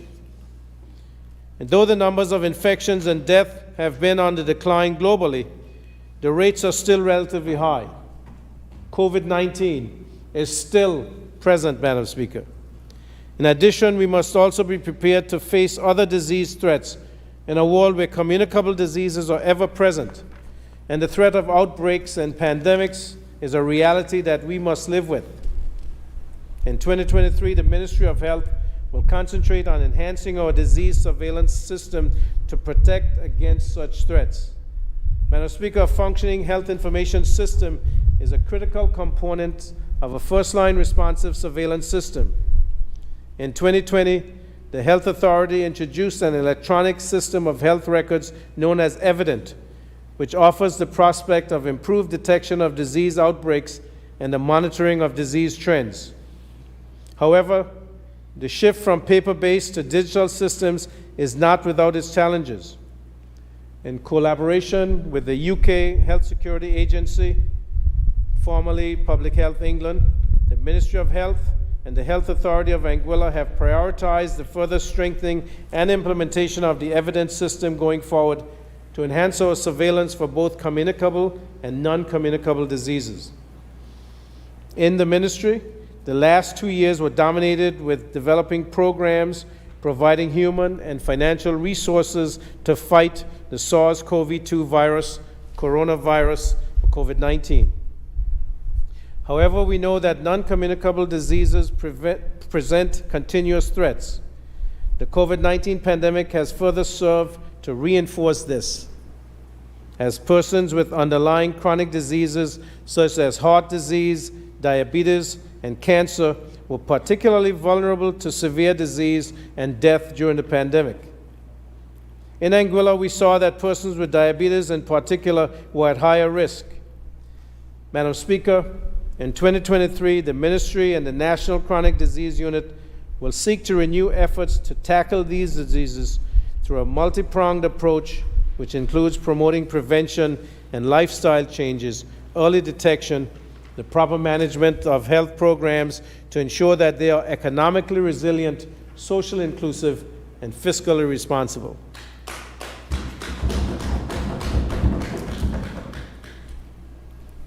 The Ministry of Social Development and Education and departments. And this ministry, Madam Speaker, has a 2023 recurrent expenditure budget of $54.43 million. This is a 13.1% or $6.32 million increase when compared to the 2022 recurrent budget allocation of $48.11 million. Of this increase, just under $1 million in additional funds is supplied to the Department of Education. The increase represents funds allocated to teachers to encourage further enhanced training of our teachers. Additional resources are also provided for in-professional consultancy as we prepare for the launch of the new campus towards the end of the new year. Madam Speaker, to refer to the opening of the new high school as long awaited does not do it justice. We thank the teachers, parents, and students for patience as we soon relocate to this new facility, which will support improved learning.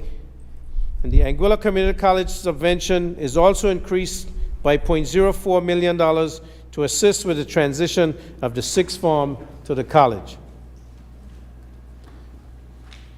Madam Speaker, to deliver an Anguilla reimagined, economically resilient, socially inclusive, and fiscally responsible requires us to effectively address social ills through addressing the root causes of these scourges rather than seek superficial remedies.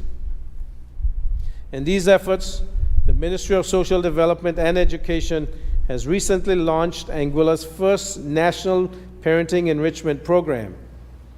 This program is designed to develop healthy families and provide a strong foundation for schools and communities by partnering directly with parents to empower them to successfully nurture children. Through Family First, the possibility is there for Anguilla to build strong, resilient families that mitigate the risk of violent and/or antisocial behavior in schools and in our communities.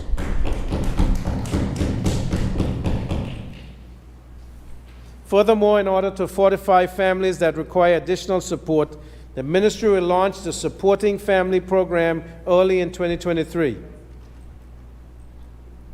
In doing so, the Ministry will provide tailored support to families according to their individual needs, as the complex challenges facing family units require coordinated multi-agency approaches and risk assessments to address and resolve these problems.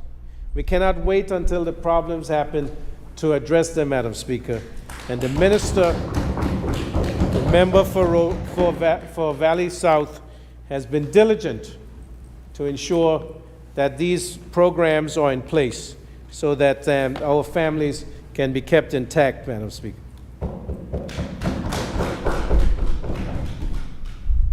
This whole family approach allows us to reduce demand for reactive services, which has been proven to be less effective. The Supporting Families program will also assist survivors of gender-based violence by funding temporary emergency safe housing for victims and bringing together agencies already working in our communities such as probation, social development, education, and the police.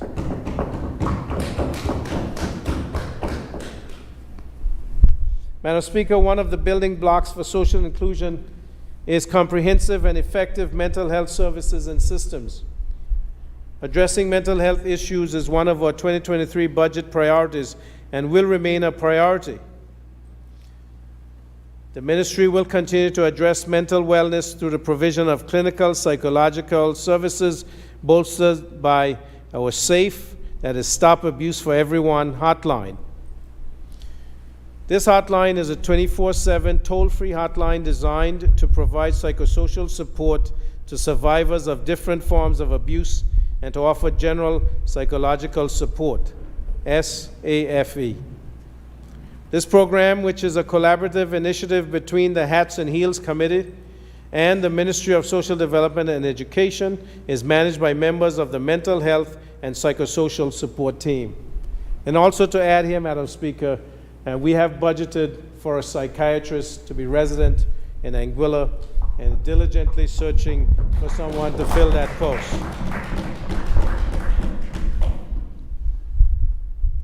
Madam Speaker, education, though is not a revenue-making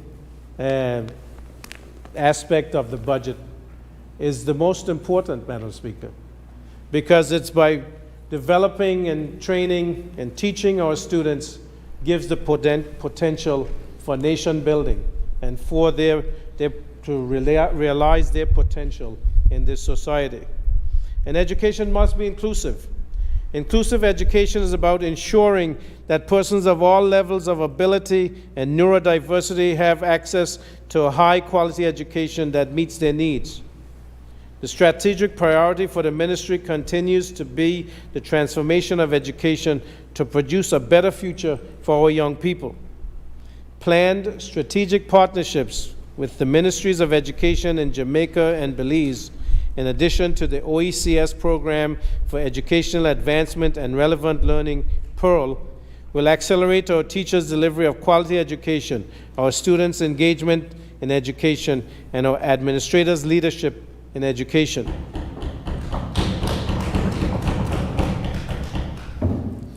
Madam Speaker, reforms led by teachers in partnership with students will constitute the hallmark of this transformation initiative. Technology is a powerful tool that is transforming education, changing delivery modes, and improving learning outcomes. The Ministry of Education will ensure the young people of this country can benefit from technology through partnerships with the Anguilla Initiative, which will fund part of the ICT transformation project across all of our primary schools. This will mean placing Promethean boards and laptops in the hands of every student and teacher as a tool of engagement.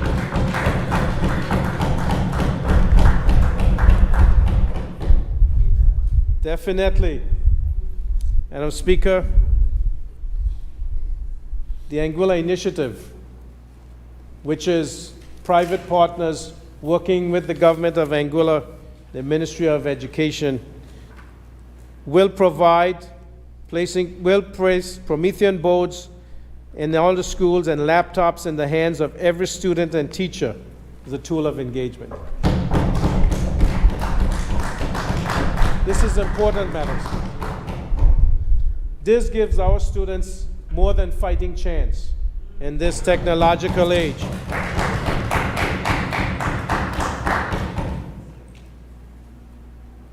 Technical and Vocational Education and Training, or TVET, features high amongst the ministry's list of strategic priorities.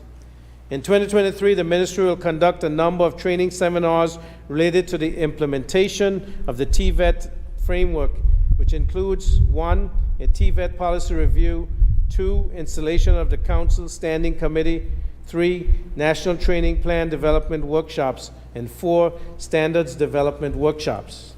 TVET is important, Madam Speaker, to develop the skills of our students and our people. And Madam Speaker, next year we plan to progress the development and implementation of the Electronic Management Information System and e-learning platform. The EMIS supports the dissemination of data and information to support decision-making, policy analysis and formulation, planning, monitoring, and management at all levels of the education system, as well as facilitates online learning. This system will help us to collect, analyze, and make decisions that equip our teachers to better address differences in the classroom. Our goal through the AMIS program is to ensure that every student is met where they are and empowered to go further. Madam Speaker, this is funded through Resembit, which is an EU program, and certainly there was a soft launch a couple weeks ago, and it shows the commitment of the minister, the member for Valley South. I keep saying Road South, but it's Valley South, Madam Speaker. Her commitment to making sure that every advantage is given to our students and to develop the people of Anguilla. The Ministry of Education will also address long neglected issues within the education system, such as rebuilding of the Vivian Vanderpool Primary School classroom block and ICT lab. And this will be a partnership between Ani Villas Development and the government of Anguilla. The Ministry of Social Development will develop our young athletes through the advancement of our sporting programs. In 2023, the Ministry, in association with the British Olympic Association, will be developing the administrative support available to our sporting associations. These programs give all young people, irrespective of their academic levels, the opportunity to participate in community-based events which reduces the potential for participation in antisocial activities. The ministry will continue its focus on the rehabilitation of young persons in conflict with the law through diversion programs for vulnerable young people and enhanced services for children living in alternative settings such as foster care, the Juvenile Rehabilitation Center, and the place of safety. Cultural awareness and identity are critical to national development, especially for our youth. And to this end, the ministry, through the Department of Youth and Culture, is planning to establish a national museum at the site of the recently refurbished old courthouse building.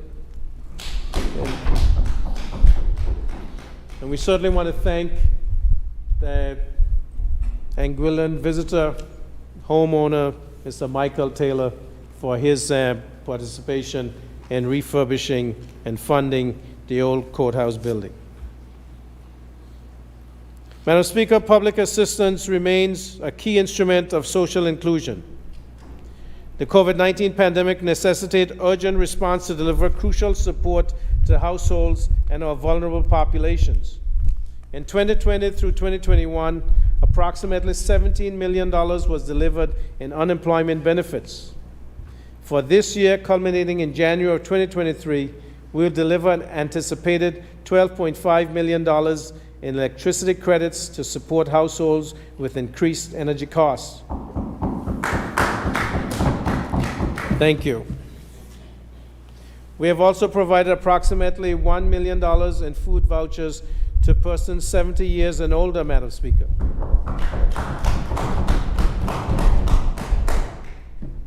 And Madam Speaker, I am proud that we were able to deliver this support quite rapidly. And I must compliment the persons in the Ministry of Finance and the Ministry of Social Development for the assistance during both of these programs. And nonetheless, we must focus on improving and fortifying our social protection systems in order to continue to deliver crucial social assistance. The new year will see the implementation of a management information system which will remove access barriers and enhance the delivery of social protection programs, including public assistance and medical assistance. Infusing technology into service delivery will enable the ministry and its departments to offer seamless, accessible benefits to the people of Anguilla, particularly our most vulnerable.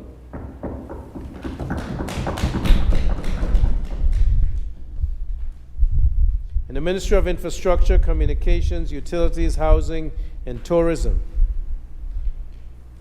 And I must add here, micromanagement.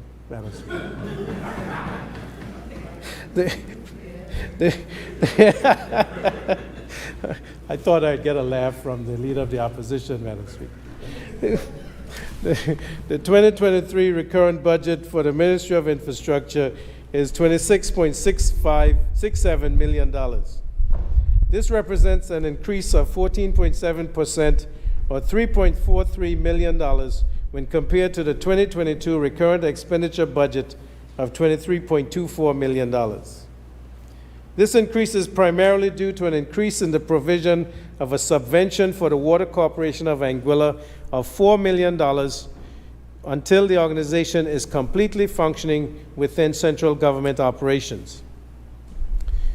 Madam Speaker, my administration previously announced the intention to pursue a merger of Anglic and the Water Corporation as a measure to improve the efficiency of operation of both entities. This merger did not come to fruition. However, the availability and access to safe and reliable water services remains a critical issue, which is at the heart of sustainable development. Sustainable management of water resources is essential for unlocking economic resilience and productivity. Madam Speaker, food security and water security are intertwined. Water is essential for agriculture. In 2023, we'll see the reintegration of the Water Corporation of Anguilla into central government operations as we move towards ensuring the efficiency and the sustainability of public water services. We are investing heavily in improving these services, and this budget will deliver $5 million in capital investment to improve the water distribution network. This investment will be a phased approach, ensuring resilience is being built into the replacement of the water network. We can no longer accept 80% water leakage, Madam Speaker. Based on prior contracts and commitments, we are paying for water that is being put back into the ground. That is no longer acceptable. It is not sustainable, and it's not affordable, Madam Speaker. We can no longer seek to increase prices that households are charged to make up for the high levels of water wastage through leakages. To address the poor state of the distribution network will take significant resources. A prior estimate put this sum at 54 million EC dollars, Madam Speaker. But an Anguilla reimagined, one that is economically resilient, social inclusive, and fiscally responsible, requires investment today for a better future tomorrow.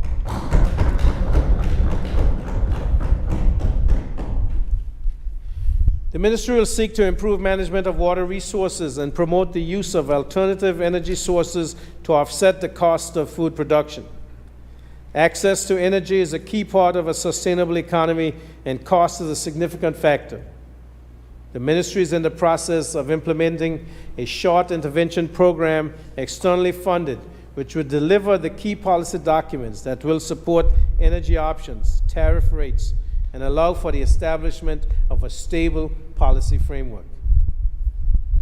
The completion of the Road Bay Jetty will ensure that the island can more efficiently import and export goods, enhancing trade and investment opportunities. The construction of the Blowing Point Ferry Terminal is scheduled to be completed and open to the public on January 9 of 2023.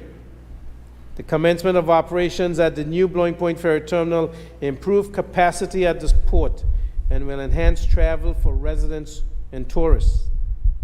Most of the schools under the Anguilla program have been completed and occupied, with the exception of the Albina Lake Hodge Comprehensive School, which is expected to be completed in June of 2023.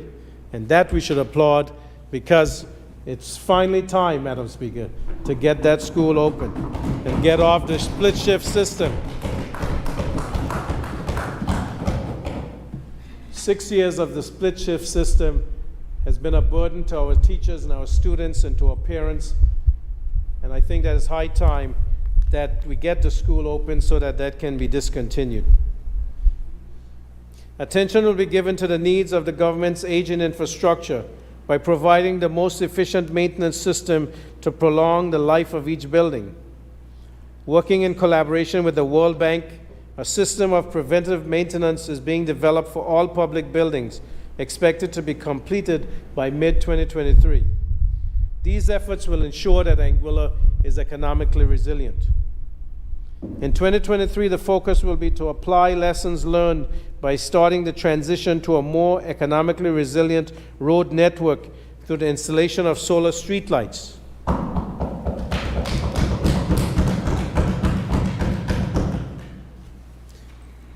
There will be greater fiscal responsibility through embarking on a road paving program and reducing the use of the local limestone materials, thereby providing better value for money. The maintenance program will also see improvements with the use of environmentally friendly materials and the practice of preventive maintenance activities to extend the life of our road assets.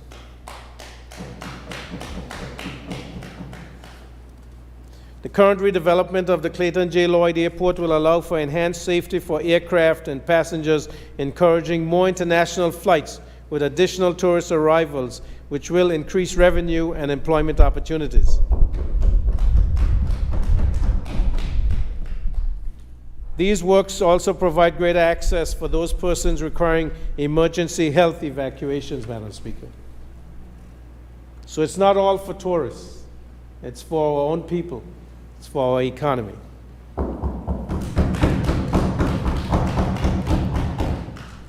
The aviation sector yielded unprecedented success in 2022 with increased airlift to and from the U.S. mainland, while addressing the issues of safety, compliance, security, and overall well-being of our stakeholders.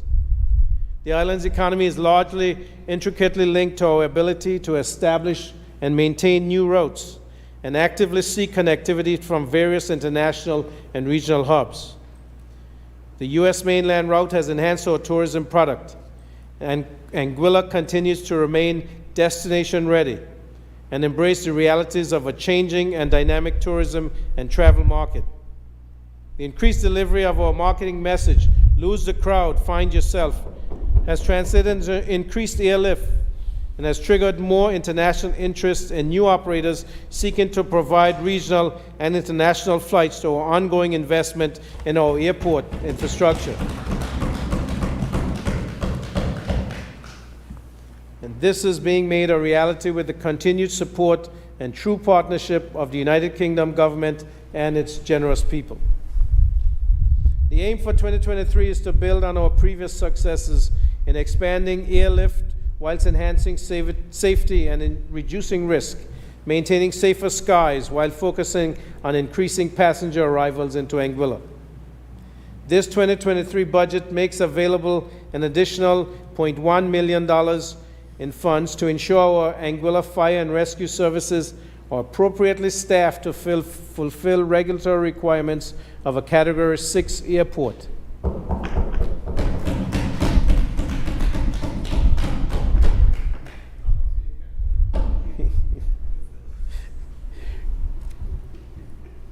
We will continue to support the department as it continues to deliver crucial rescue and firefighting services. In 2023, the department will lead on programs that support community in preparing for these emergencies that are foreseeable and predictable, such as hurricanes, earthquakes, wildfires, and hazardous spills. The fire department also, Madam Speaker, is responsible for search and rescue. So this is an essential service that needs to constantly be fortified. Madam Speaker, let us now consider the estimates for recurrent revenue in the coming year. The total recurrent revenue estimate for 2023 is $288.23 million. This represents an increase of $50.56 million when compared to the 2022 budget estimate of $237.66 million. The projected increase is mainly due to revenue policies aimed at improving the management of the Domain Name Registry, AI, along with the continued administration of the goods and services tax. The proposed tax revenue estimate for 2023 is $234.61 million, consisting mainly of taxes on goods and services, $139.96 million, taxes of international trade and transactions, $60.06 million, taxes on payroll and workforce, $18.51 million, taxes on property of $10.75 million. Non-tax revenue budget is $53.62 million, comprising of mainly sales of goods and services and property income of $52.47 million. The top four revenue earning streams make up 91.73%, or $264.4 million of the 2023 revenue budget. The capital revenue and grants for 2023, the grants are estimated at $5.6 million, which is the balance of funds to implement projects under the EDF 11 regional program. And the capital expenditure envelope for this year is $21.4 million. This includes the funding for the further rollout of the EDF regional program. While the projects are diverse in what they will address, they are closely aligned to meet the goals of the new strategic priorities. Madam Speaker, I spoke earlier to the commitment to provide counterpart funds to complete ongoing projects facilitated by financial commitments from development partners, foundations, and generous private donors. In the coming year, we have prioritized funding allocations for the health services development to ensure the provision of MRI services and a fully functioning isolation unit at the Princess Alexandra Hospital, the completion of Package 2 of the Albina Lake Hodge Comprehensive School, and additional classrooms at the Vivian Vanderpool Primary School to secure a safer teaching and learning environment there. Planning for the phased rehabilitation of the water distribution system is underway. The current situation is untenable, Madam Speaker. It is a significant undertaking, but we have to make a start and fulfill the mandate to provide a dependable and safe supply of water to residents. The implementation of the Anguilla population and housing census is ongoing, and I renew my call to all residents to cooperate with the enumerators and supervisors as they go about their work across Anguilla. I would also like to highlight the planning phase for 2 further surveys, the Labor Force Survey and the Household Income and Expenditure Survey. Madam Speaker, I am aware of the challenges faced by our people. It touches everyone. This data goes a long way to making informed and evidence-based decisions that address income inequality and offer socially inclusive measures to develop our people so that they reach their full potential in the labor market. I also must highlight the planned interventions to improve food security and provide support to our farmers and fisherfolk. I cannot stress the importance of this renewed focus, Madam Speaker. So often, lip service is paid to advancing the agriculture and fishery sector, but it is time to back this with tangible investments in extension services and options to pursue new technologies.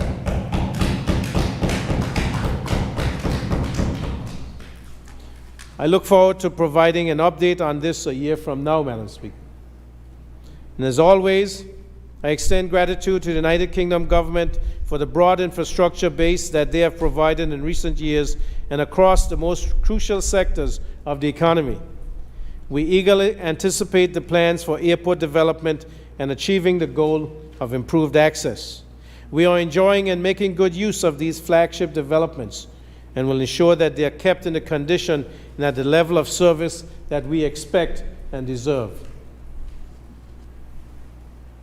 Madam Speaker, as I conclude this moment brings to my recollection standing in this most honorable House on the 4th of January 2022, delivering a budget address that spoke to our collective determination and the prowess of us as a people. It was on this charge, Madam Speaker, that the Anguilla Progressive Movement Administration committed to advancing through adversity, restoring prosperity. Then and now, we continue to put our country above self.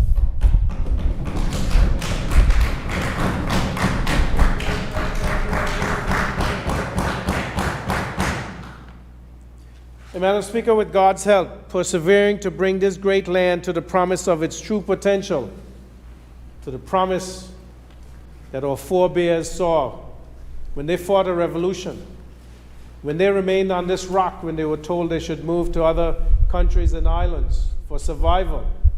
They said they would rather die here and have the birds pick their bones than to leave this beautiful country, Madam Speaker. And they have left us an inheritance. They have left us a reward that we have to preserve for future generations, Madam Speaker. It's high time that we see the importance of that. And that promise, Madam Speaker, is Anguilla reimagined, economically resilient, socially inclusive, and fiscally responsible.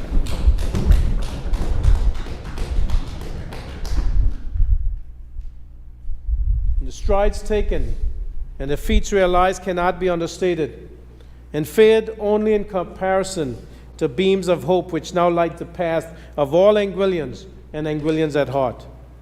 This hope, Madam Speaker, it brings new revelation to what it means to be proud, strong, and free. Madam Speaker, we have faced many hardships and survived. We have sacrificed much and recovered. The unprecedented events of the past 2 years, namely the COVID-19 pandemic and the cost of living crisis, these are pressing reminders that in this global village, we are interrelated, interconnected, and mutually vulnerable. And Madam Speaker, my faith teaches that our steps are ordered and our paths are defined. It is on this premise that I am persuaded that the Almighty knew and saw it fit to promote this administration to the seat of government. Madam Speaker, Madam Speaker, it is with this deep conviction that I know we realize in Anguilla Reimagined. Anguilla's rich history will show that from the darkest of times we rise. Anguilla's story will show that through prudence and diligence, we will be economically resilient. And we will lean on each other, healing the economic scars suffered in years past, collectively caring to the ills and challenges adversely affecting us all, and most so the more vulnerable among us. In a chorus of competence and compassion, we will echo triumphs of a modern society that is socially inclusive, Madam Speaker. We have supported each other.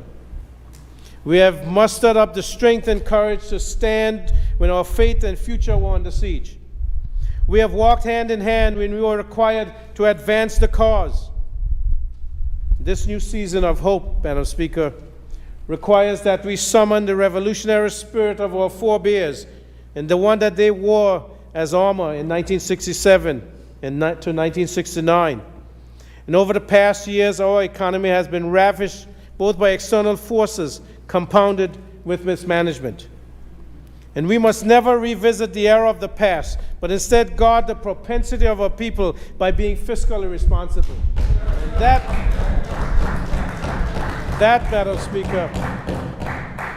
Madam Speaker, is an oath that I take seriously. Madam Speaker, no longer will we go hat in hand begging for handouts. We have charted our course, and we see the rewards of being steadfast and resolute. Anguillians at home and abroad are informed of the unprecedented capital investments and the social safety nets that have been activated over the past year and in the 2023 budget. The record would show, Madam Speaker, that when things got tough, we stood strong and we stood together, and we chose to do the work necessary to build a resilient, inclusive, responsible, reimagined Anguilla.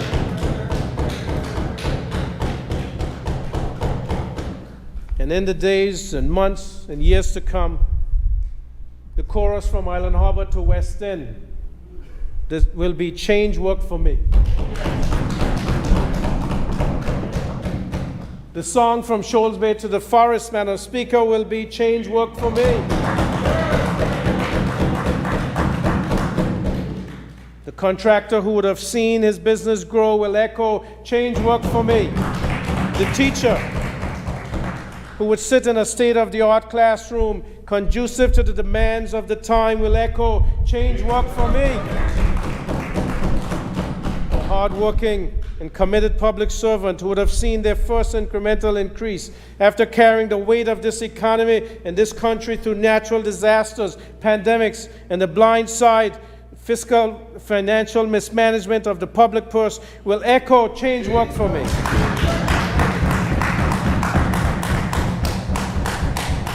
The deserving student, Madam Speaker, who is benefiting from a scholarship and who want to now move on with a degree, that scholarship coming from the government of Anguilla will echo a change work for me. The graduate returning home to take up meaningful employment in the land of their birth will echo change work for me.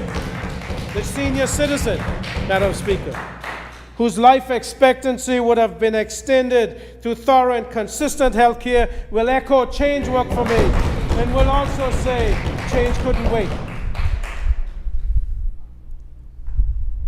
Madam Speaker, this is the commitment of this administration. And like the former United States President Barack Obama, I too can say that what gives me the most hope is the next generation, the young people whose attitudes and beliefs and openness to change have already made history in this land. Very soon, my colleagues across the aisle will find themselves convinced by the complete revitalization of Anguilla's economy and the empowerment of its people. They too will echo the refrain, change work for me, Madam Speaker. And they too will realize that change couldn't wait. And so when the people of Anguilla, on the 26th of June 2020 and the 29th of June 2020, went to the polls and saw that this competent administration, formed of persons who cared, who had compassion written across their chests. And they voted for this APM administration. They too echoed, change couldn't wait. Change worked for me. Madam Speaker, our partnerships with the private sector have played an integral role in ensuring that 2022 was spent advancing through adversity, but restoring prosperity. And I want to commend the investors and developers who have seen it fit to come to Anguilla during the time of this administration, and who continue to break down the doors and the borders to come here, Madam Speaker, because they have a confidence in the integrity of this administration and in the people of Anguilla. And we are here to be standard bearers for that, Madam Speaker. Change couldn't wait, Madam Speaker. These partnerships remain of critical importance as we press on to improved health outcomes for our citizens, improve food security, youth development, reduce income inequality, climate change resilience, reduce energy costs, enhance access, and improve infrastructure. Those 6 tenets which I mentioned earlier, Madam Speaker, that guide this budget and guide this administration throughout 2023 and the years ahead. In 2023, the confidence of change and the gratitude of growth will benefit every business and household across this land.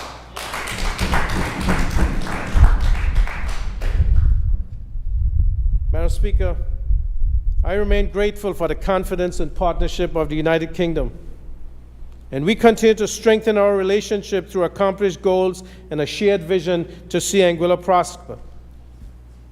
And I must thank the Governor of Anguilla, Her Excellency Delaney Daniel Silvaratnam, the former Minister for the Overseas Territories, the Right Honourable Amanda Milling, MP, the current Minister, the Right Honourable Lord Goldsmith of Richmond Park, and the Director and staff of the Foreign Commonwealth and Development Office for maintaining a progressive working relationship with this administration.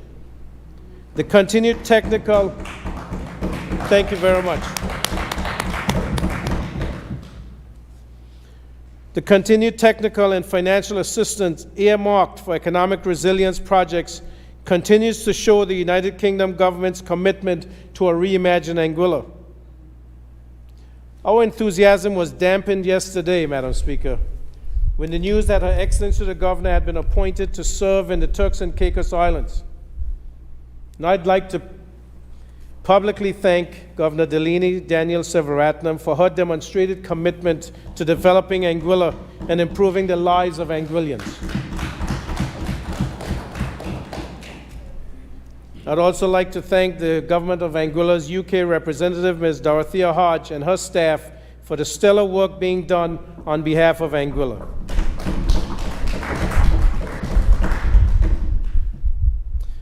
Madam Speaker, the chorus of our national song says, "With heart and soul, we'll build a nation, proud, strong, and free." Madam Speaker, I have the distinguished pleasure of working with a committed, competent, caring, and composed group of individuals who not only embody this drive but make daily contributions in this same vein to securing a future for generations to come. And I'd like to applaud the team on this side of the aisle.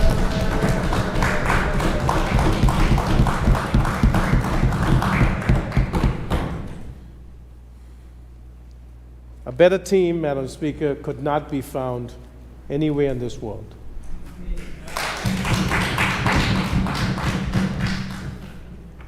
And I also would like to express my heartfelt thanks to all those who made this presentation possible. The ministers, parliamentary secretary, ministerial assistants, the dedicated public servants from all the ministries and departments. But I'd especially like to single out Permanent Secretary in the Ministry of Finance, Ms. Kathleen Rogers.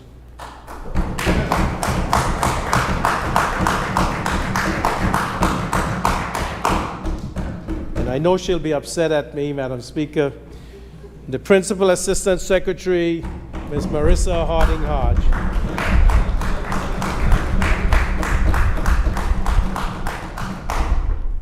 Who what she may lack in height, Madam Speaker, she makes up an immense brain and talent and foresight and vision, Madam Speaker.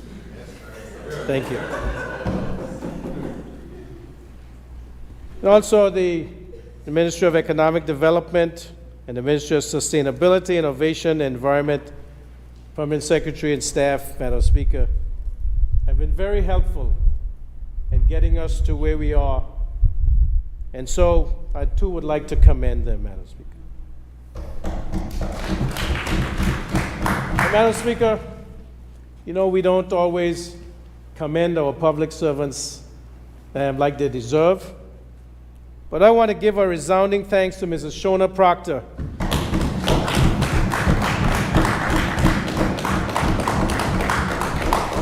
Thank you. Ms. Shona Proctor is a former budget director who retired this year, Madam Speaker, after many, many years. I think it was almost 38 years in the service. That's someone dedicated completely to the task of nation building, Madam Speaker. And I want to thank her in her capacity that she would have passed on her knowledge to make it possible that those who followed her were able to prepare this budget and provide this speech, Madam Speaker. We must have a succession plan, Madam Speaker, because if we take our knowledge to the grave, we serve nothing, because the worms won't benefit from it. Today, the preacher at the funeral said, you know, we're all dust and ashes. And I reflected on that, Madam Speaker, that I can only be here with the ability to speak and to lead this group of capable, competent persons because God has given me health and strength to do so. He calls us for a purpose, and I take that purpose seriously, Madam Speaker. Sorry to preach, Madam Speaker. I am humbled and appreciative of everyone in attendance in this honorable house and those watching and listening on the various media platforms. Give yourselves a round of applause for being able to show that you care and concerned about this country of ours, that you show up and participate. Participation is the first step to ensuring that your government stays true to the cause. And your patience, your support, interest, and involvement in the work of your government and the future of your country is an investment that will bring about sheer dividends that will keep hope shining bright well past our individual lives. Madam Speaker, as I pause and look back over the past 2.5 years in office, I am reassured that we have done a good work and made the right decision in developing our appetite for risk, because where there's no risk, there's no reward. From survival to recovery, to advancement, now growing sustainably together, this must be celebrated, Madam Speaker.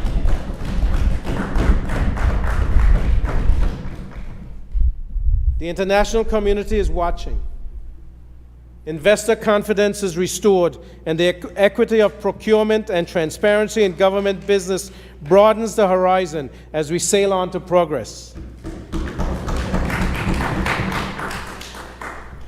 Madam Speaker, this Anguilla Progressive Movement administration reaffirms our commitment to be the transformational, innovative, inspirational, and honest leadership that Anguilla deserves.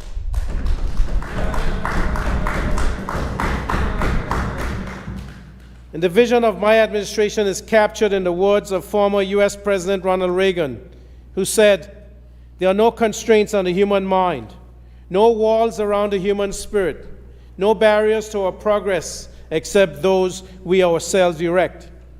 And to this end, Madam Speaker, we will not dull the hope of our vision for an Anguilla reimagined. This hope has illuminated the lives of so many. We will not waver in our pursuit of a brighter day and a better tomorrow for all.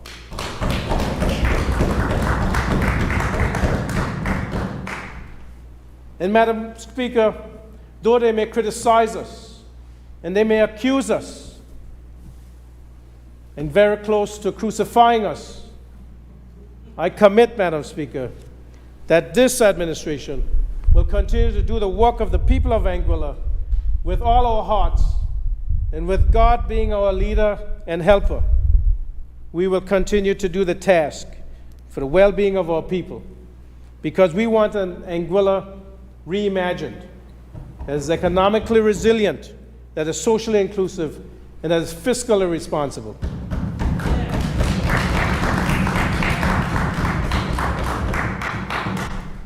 And Madam Speaker, I want at this time that all who are listening or watching to know that change is possible. In fact, change is imminent. And I want you to see beyond this crossroads of crises, understanding how we got here. Because we can never forget, Madam Speaker. Because if we forget, then history will repeat itself. And so there may be those who say, forget the past, look forward to the future. We will look forward to the future, but we will never forget how we got here. And we must know, Madam Speaker, we must know that with this administration, that better is ahead. And a better Anguilla is what we strive for. And I want all of us to leave here fully optimistic about our capacity to be the change that we want to see.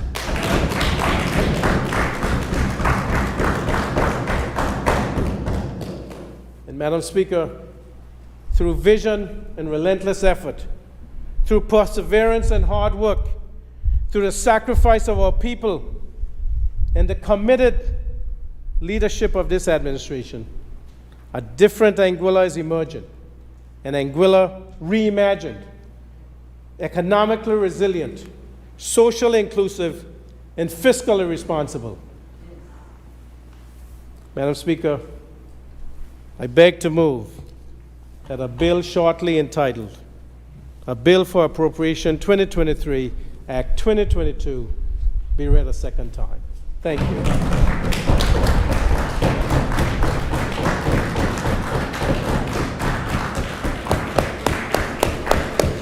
Madam Speaker, I rise to second.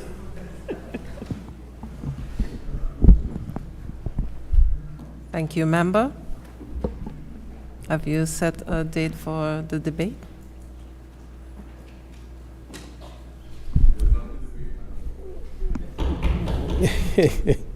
Yes, Madam Speaker. With your permission, we request that the budget debates start on Wednesday, the 21st of December at 1 p.m.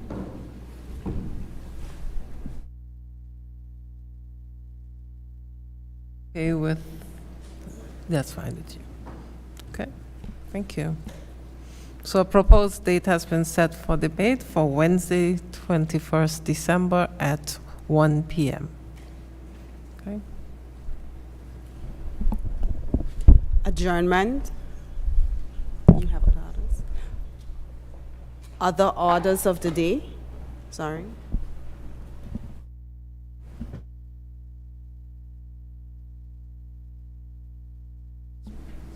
Move for adjournment.